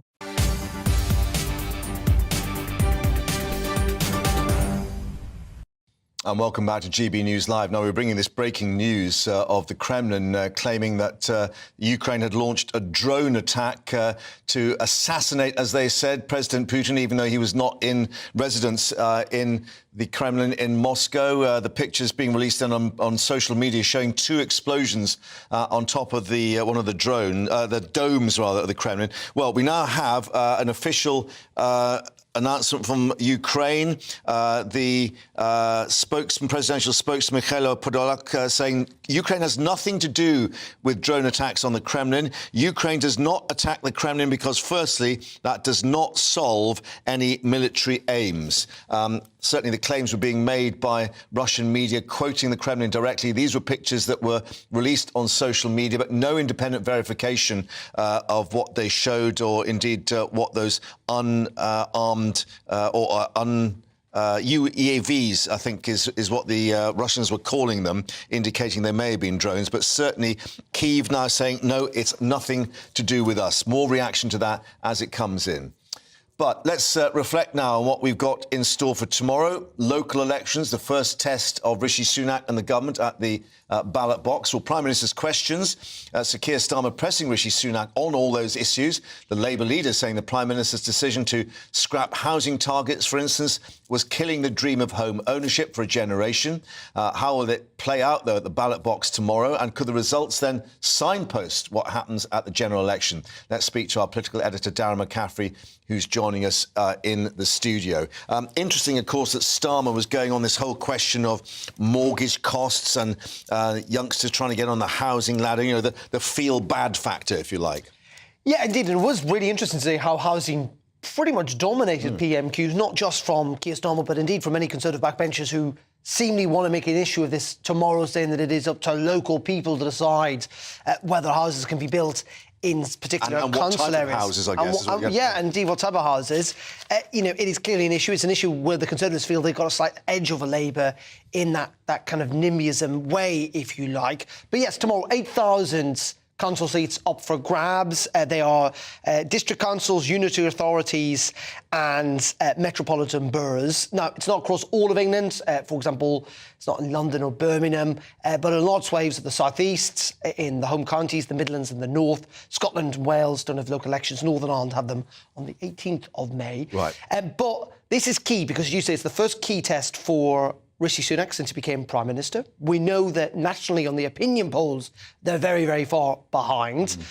Also, if Keir Starmer is going to do well at the next general election, he needs to do well in this particular election. He needs to stop winning places back like Middlesbrough, like Dudley, like Stoke. He needs to stop winning places where Tony Blair won in 97, like Medway in Kent, for example. And also big questions for the Lib Dems, who've not been a big player nationally, but are still quite good locally in terms of their electoral performance. Very well organised for local elections. Indeed. And again, they'll be trying to unpick what they see as the blue wall in the south, which is in some of the home counties like Surrey, but also in Cambridgeshire as well. And is that the worry for the Tories, not the red wall where they did so well in the general election, but holding on to this so-called blue wall, the home counties, and where they may well lose support to the Lib Dems on a local authority? Yeah, I think we have to remember, first of all, that these seats were last fought in 2019. Now, let's reverse the whole way back to 2019. Theresa May was still Prime Minister. Clearly, the Conservatives did not do very well in those local elections. So to lose even more seats is a really bad sign for them, and there's a lot of expectation management, but it seems to be where most staffologists are kind of coming between is 1,000 and 500 losses for the Conservative Party. Theresa May quit very shortly after those local election results because, along with that, in the European elections, the review have gone particularly badly. But also, Jeremy Corbyn was Labour leader at the time, and Labour didn't do very well in the red wall, so you would expect them, you know, again, if Keir Starmer's making this argument, the party's changed to make massive headway there. But yeah, I think the Lib Dems will need a proper revival here if they're going to be in any way a player at the next election. They need to prove that in rural England they have switched. I think, you know, people might question whether I'm right or not on this. I think they would have done better if Boris Johnson, frankly, had been Prime Minister. I think it's fair to say Rishi Sunak is winning back some of those traditional Conservative voters who, in the south of England, were uncomfortable with the former Prime Minister. And one of the top psephologists, or the top psephologist, polling expert John Curtis, saying, look, it's not actually the seats that are the important thing, it's the share of the vote which is going to tell us what will happen in the general election. But is it actually now all about this sort of presidential approach of the two figureheads, Starmer and Sunak? And that really is you know, what people will be looking at. Certainly the personal popularity ratings. Well, I'm not entirely sure. I think, first of all, when it comes to council elections actually can be about national issues, but they can be at a local level about very, very local issues. And we saw in 2019 that a lot of independents did very, very well. Potholes, housing, health services, all that sort of stuff. And so it's very difficult to model when you've got so many different variables. You're right, John Curtis and others, Michael Thrasher and stuff, will be trying to put in what the turnout is and what the voter share is and try and work out from the supercomputer what that might look in the general election campaign. Again, that will be difficult given the fact that turnout tends to be significantly lower in council elections. But overall, I think this is going to be the big question for the next election, is can Rishi Sunak convince the public that he is a new leader of a new government that's going to do things differently from a Conservative Party whose brand is not in a great position right now. And that's going to be the big question. OK. Essentially, will Labour be able to pin this election on the Conservative Party, who aren't as popular necessarily as the new Prime Minister, Rishi Sunak? All right, we'll see what emerges tomorrow. As you say, not everyone going to the polls, of course, but it will give something. And the one thing we should note is this is the first election you have to take a voter ID card. Yeah. So you need to take a driving licence, a passport. I think for old people, you can take a bus pass, but you need some type of photographic ID. Check on the website, because this is the first time you'll have to do it. And the concerns about those people saying they're actually, you know, going to lose out if they can't find that particular document. It was at the bottom of the... you'll not be able to vote. You need photo ID. OK. Thank you very much indeed. Coming up here on GB News Live 2, we'll be reflecting on this alleged attempted assassination of Vladimir Putin. Allegations from the Kremlin that Ukraine launched 2 drones onto the palace in the centre of Moscow. Ukraine saying, no, nothing to do with us. More reaction coming up in a moment.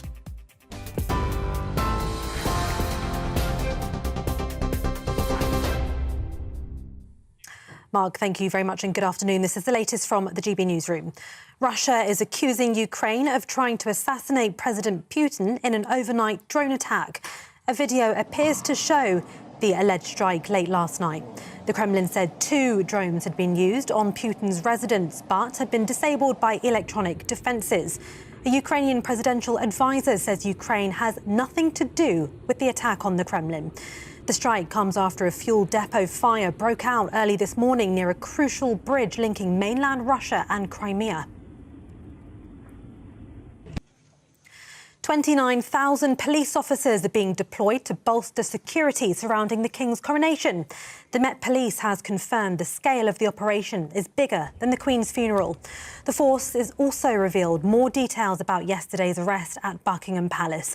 A man was detained after shotgun cartridges were thrown over the gates, and there was a controlled explosion after he told officers his backpack needed to be handled correctly. Downing Street says Partygate investigator Sue Gray's refusal to cooperate with a government probe into her move to a senior Labour role is obviously disappointing. Number 10 also denied claims that he's pursuing a vendetta against the former senior official. The Deputy Prime Minister, Oliver Dowden, has said it's up to the anti-corruption watchdog to recommend how long to delay the start in her new role. A teenager has shot and killed 8 students and a security guard at a school in Serbia's capital, Belgrade. The 14-year-old opened fire in a classroom, shooting his teacher first before randomly targeting other people. 6 children and the teacher are being treated in hospital. Police say the armed student has been arrested. They're now trying to establish a motive. TV, online, DAB+ radio and on TuneIn. This is GB News.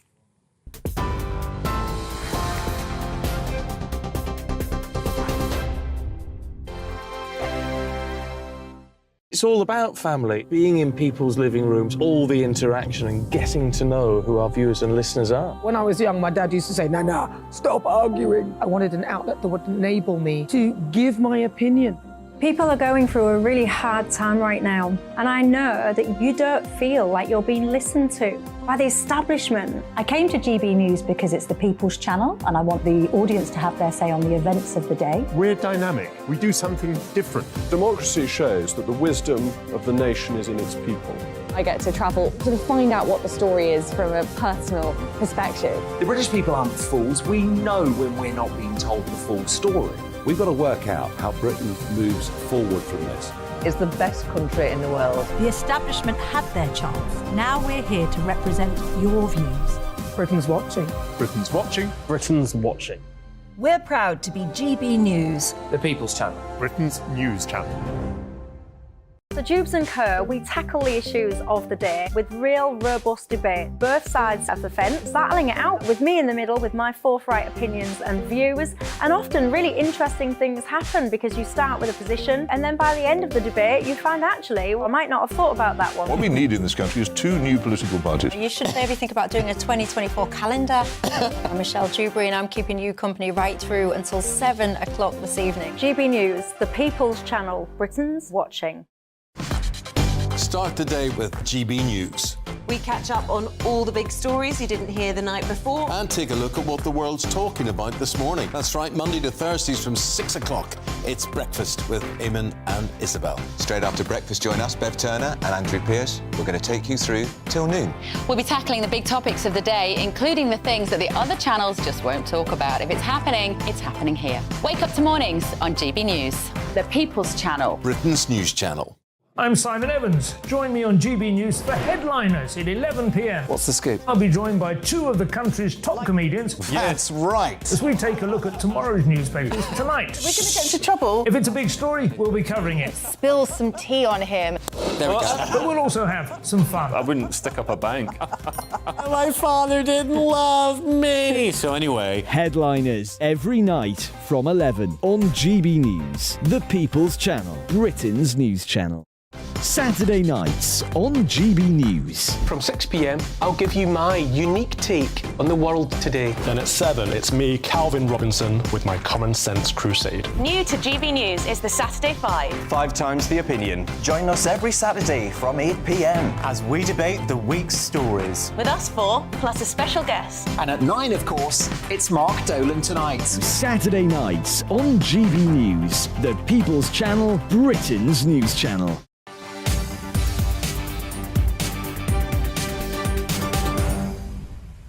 And welcome back to GB News Live. Let's take you shopping now, because amid soaring inflation, no surprise that shoppers are cutting back on their purchases. Grocery sales, we're told, falling back from 11.7% in March to 9.7% in the past 4 weeks, according to the latest data released by today. And then this morning, the Office for National Statistics releasing a free-to-use feature called Shopping Prices Comparison Tool. Well, it's an app where shoppers can track their spending, and pretty frightening results, as you may imagine. Well, let's get more now with our business editor, Liam Hannigan, joining us with On the Money. And Liam, we've been totting up these figures for a while. They're pretty frightening. People can sort of frighten themselves now, it seems. Yeah, so the ONS, the Office for National Statistics, it's not an app, it's just on their website. OK, right. If you just use a search engine, shopping price and comparison tool, ONS, then you'll find it. I must say, I think the ONS have done a good job. They obviously regularly release inflation data and food price inflation data. As I reported here, just a couple of weeks ago, food price inflation in March compared to March 2022 was up 19.1%. Yeah, and the food figures rising far bigger, faster rather than the overall inflation. In general inflation, sort of 10%. Yeah. Food going up almost twice as fast, even though wholesale food prices are coming down. And I find that very, very troubling. But what the ONS have done now, they've kind of lifted the lid on their vast database of individually priced products on average across the economy. And we can have a look at some of the more eye-popping numbers now. A sliced white loaf up 29% from March 2022 to March 2023. Butter up 30%. Baked beans up 39%. Though some things, prices aren't rising as quickly. Baking potatoes up 6%. So there's a bargain for a cheap meal. Bung a couple of baked potatoes in the oven. But don't put the baked beans in it. But no butter. Right, a bit of salt and pepper maybe. And I've got some more here, Mark. Chicken nuggets, frozen chicken nuggets, up 35%. Cheddar cheese up 42%. These are absolutely huge numbers. And, of course, because poorer households, they spend more on food than other households disproportionately.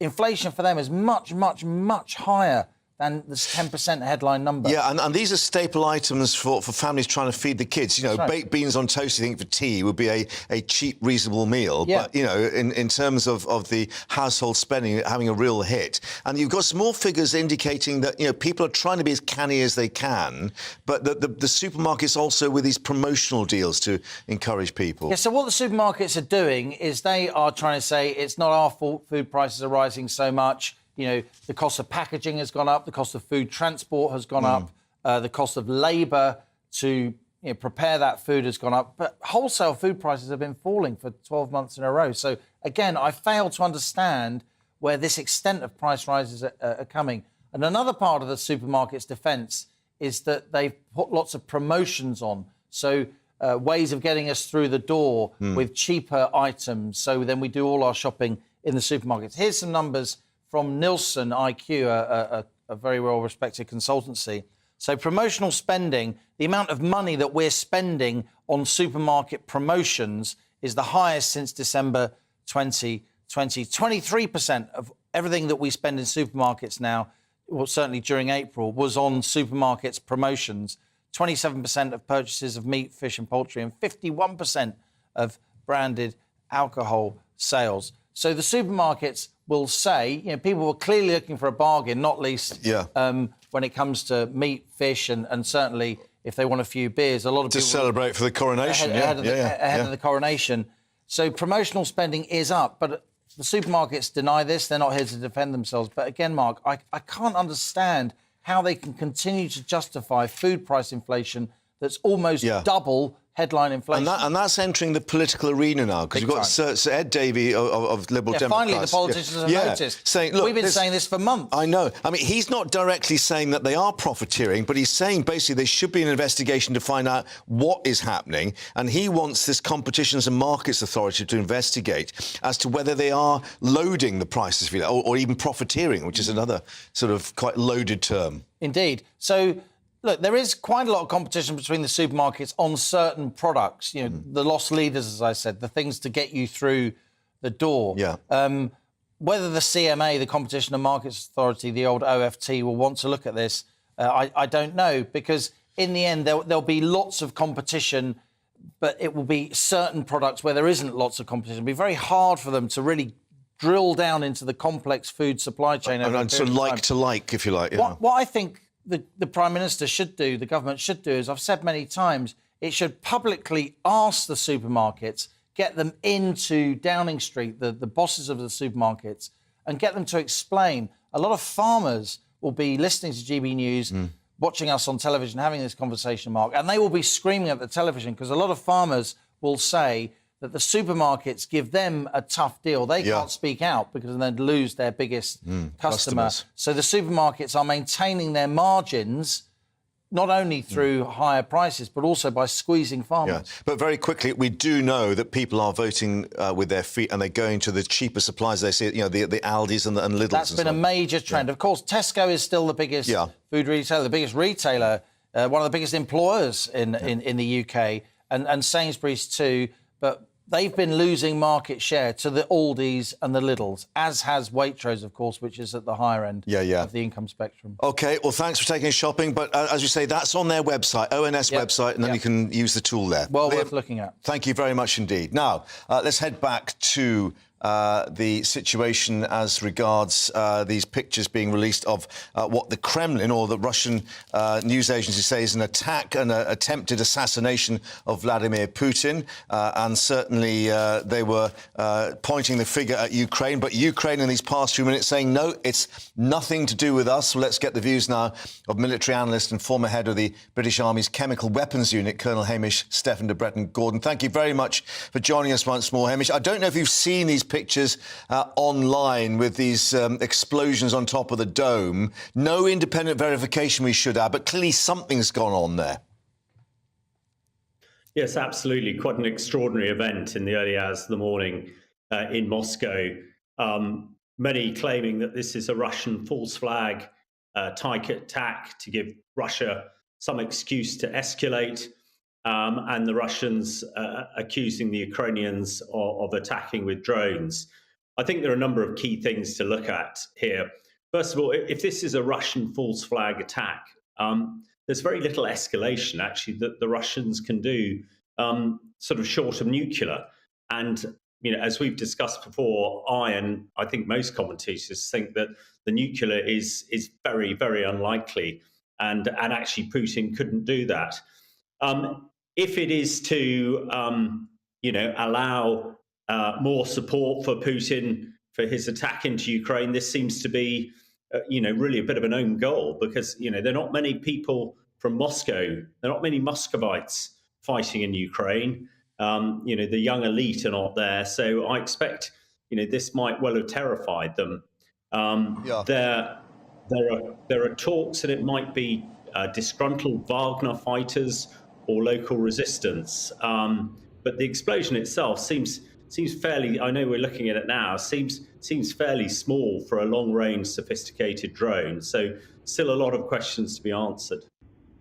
Looking at what the Russians are saying, 2 unmanned aerial vehicles were aimed at the Kremlin as a result of timely actions taken by the military and special services with the use of radar warfare systems. The devices were put out of action. Well, one wonders that if that was the case, how they got so close to the Kremlin building itself. And, if Ukraine has got the capability of drones being fired from Ukraine itself. We know they've got the Turkish drones, which are very limited in their range. What sort of kit could they have used?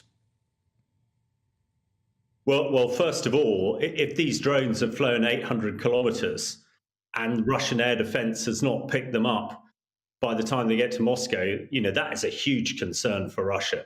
I mean, it's almost inconceivable, but we have seen Russian equipment performing so terribly badly.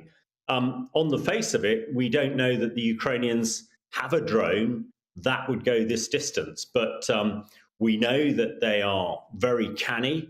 We know that only today I did a story in the Daily Telegraph saying how they are developing their own HIMARS, their own sort of long-range, highly accurate artillery. But these would only go about 140 kilometres. There were rumours that the Ukrainians are developing longer drones, but it does seem a little bit unlikely. It seems if it was an attack against Russia, it seems it would be more likely to be local resistance using smaller drones. Right. If it's false flag, which at the moment seems most likely, it's probably a Russian drone, and it's been brought down electronically by sort of devices that we would have to take them down. Now, you mentioned these pictures. We've actually got the footage of the so-called build your own doodle bug in the back garden. Let's just bring the pictures in so people can see what we're talking about.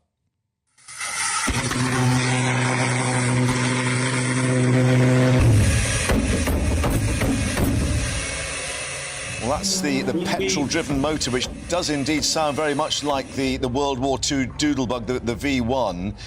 It looks fairly unsophisticated, Hamish, but I guess if you launch enough of them with enough sort of explosive packed in the nose cone, it could do quite a bit of damage. Well, I think this is what the Ukrainians are saying. They're talking about 20 kilograms of high explosive in the nose cone and firing them in multiple salvos, which would then, affect the Russian air defense. They won't be able to take them all down, and a swarm of these flying around, could have an impact. And what it means is that, the Ukrainians can save their HIMARS, their other sophisticated, very expensive Western weaponry for really high-value targets. Just on the bigger picture, we keep talking about the expected spring offensive from the Russians and then indeed from the Ukrainians. They're supposed to have some 12 units getting ready to try and regain territory that the Russians took. It seems very quiet on the battlefront. Yes, I think you're right. I think the Russians themselves, at what we would say have culminated, they've really sort of run out of energy in the Donbass and Bakhmut. Trying to get more manpower in there, trying to build up. The Ukrainians, as we've discussed, are preparing their counteroffensive. But there's also an awful lot of what we call shaping the battlefield going on at the moment. Various things happening, explosions in Crimea, perhaps this event and others. Really trying to get people off balance, I expect. And the Ukrainians trying to find a time to strike that suits them best, with the Russians off balance. And I think a lot of people think that is going to happen pretty soon. Yeah, and of course, one questions the timing as well with Victory Day, the May 9th parade coming up in Moscow as well. It's a appointed sort of time. But thank you very much indeed, Hamish, taking us through that. And of course, we'll wait to see what the Russians say in reaction to what Kyiv has denied in terms of that strike on the Kremlin. Thank you very much indeed. And more as it comes through, but let's reflect now on preparations for the coronation. We're being told that the King and the rest of the royal family went through the various, well, I think it was a full rehearsal, perhaps, at Westminster Abbey a little later, of learning who needs to be where and when. But, of course, behind the scenes, there are questions now about what happens once the coronation is over, and we have this new Carolingian age. And in particular, what happens to the Prince's Trust? Very close to Charles's heart, of course, when he was Prince of Wales. Well, let's now speak to Joe Norton, former Director of Communications for the Prince's Trust. Joe, thank you very much indeed for joining us. I think he's still technically president of the Prince's Trust, even though he's now king. Is he going to continue in a direct role? Well, I don't know about his current plans for the Prince's Trust. I was there between 1995 and the year 2000. But I know that he was always very passionate about the work of the Prince's Trust, about helping young people, the most disadvantaged in particular. So I know it always was and probably still is very, very close to his heart. And indeed, all the documentaries, of course, showing on television at the moment, looking back at his preparation for kingship, quite clearly this is very close to his heart and he believes it's paid wonderful dividends. So I guess even if he hasn't got the time to actually be directly involved, he needs someone to take that mantle on, because one can't imagine perhaps that the trust itself would fold. I can't imagine the trust folding. But yes, he will need somebody to take that on and to be involved in the way that he was so actively, and not just in a figurehead sense, but he was involved in decisions, in strategy. He attended events. He was involved even in things like branding. So this is a president who was passionate and involved on a regular basis. So he'll definitely need somebody who can pick that up.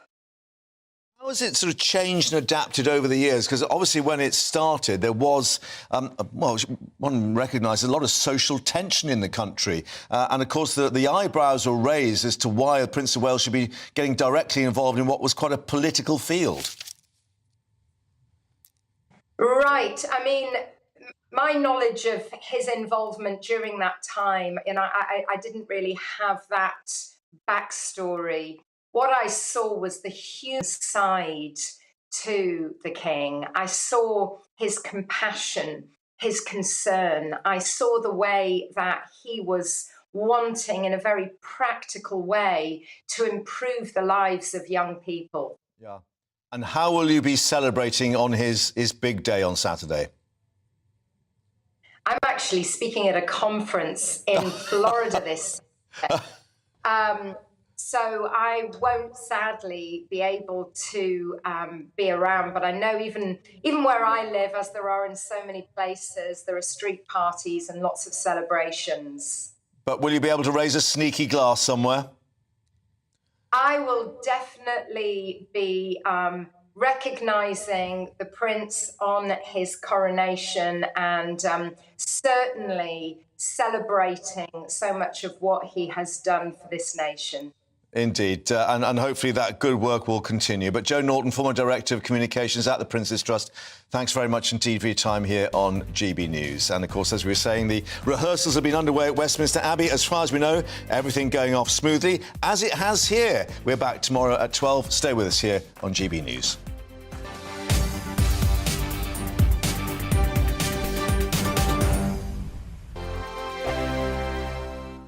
I joined GB News because I was sick and tired of not hearing my views being represented, not just mine, but so many people that I knew and spoke to. I just couldn't get my voice out there. I couldn't say anything. I couldn't do anything. Whatever the narrative was, I kind of had to follow it. GB News is there to provide a voice for those who have been ignored by the establishment media. We think different things, we've got a different style. GB News is here to be optimistic and positive about the future. It's real kind of dynamic and flowing, with the audience very much at the heart of it, like a big family. Here at GB News, we talk about the things that matter to you. Hearing the voices from right across our towns and cities, especially our towns. All sides of the argument represented with a heavy dose of opinion. We're on a mission here to make a difference. And the GB News family really is here for you, and whatever time of day you can watch or listen. Britain's watching. Britain's watching. We're proud to be GB News. The People's Channel. Britain's news channel. Westminster is going around in ever-decreasing circles, followed by the media. Britain is broken. How on earth did we get into this mess? But more importantly, how do we get out of it? Join me at 7 p.m, Mondays to Thursdays on Farage, here on GB News. We will have open, rational debate. We've got to work out how Britain moves forward from this. Join us here on GB News, the People's Channel. Britain is watching. You've probably seen politicians interviewed 1,000 times, but we do it differently. We find out who they really are, we don't shout, we chat, and hopefully we bring a bit of light, not just heat. Did you know Kate Moss? Apparently. Do you have a pair of jeans or a pair of jeans? No, of course I don't. What would I do with them? My friends are like, oh my God, what's she doing now? Join me every Sunday at 6 for Gloria Meets, only on GB News, the People's Channel, Britain's news channel. I'm Jacob Rees-Mogg, the Member of Parliament for North East Somerset and a former government minister. For years, I've walked the corridors of power in both Westminster and the City of London. We need to have the arguments, the discussions on how we make it better. Crop failures, famine, war, suffering on a scale completely unimaginable. We are putting the cart before the horse. As Charles I said at the scaffold, he was the true defender of liberty. Yeah, I've completely derailed the conversation. Join me Monday to Thursday at 8 p.m. on GB News, Britain's news channel. New to GB News is the Saturday 5. Join us every Saturday from 8 p.m. as we debate the week's stories. Right, folks, that was a spicy one, wasn't it? With us four, plus a special guest. Sometimes she has to stick her foot in it. Sometimes she has to say things as they are. Sometimes I think we should keep the refugees and send the pensioners to Rwanda. Then we'd be in a much better state.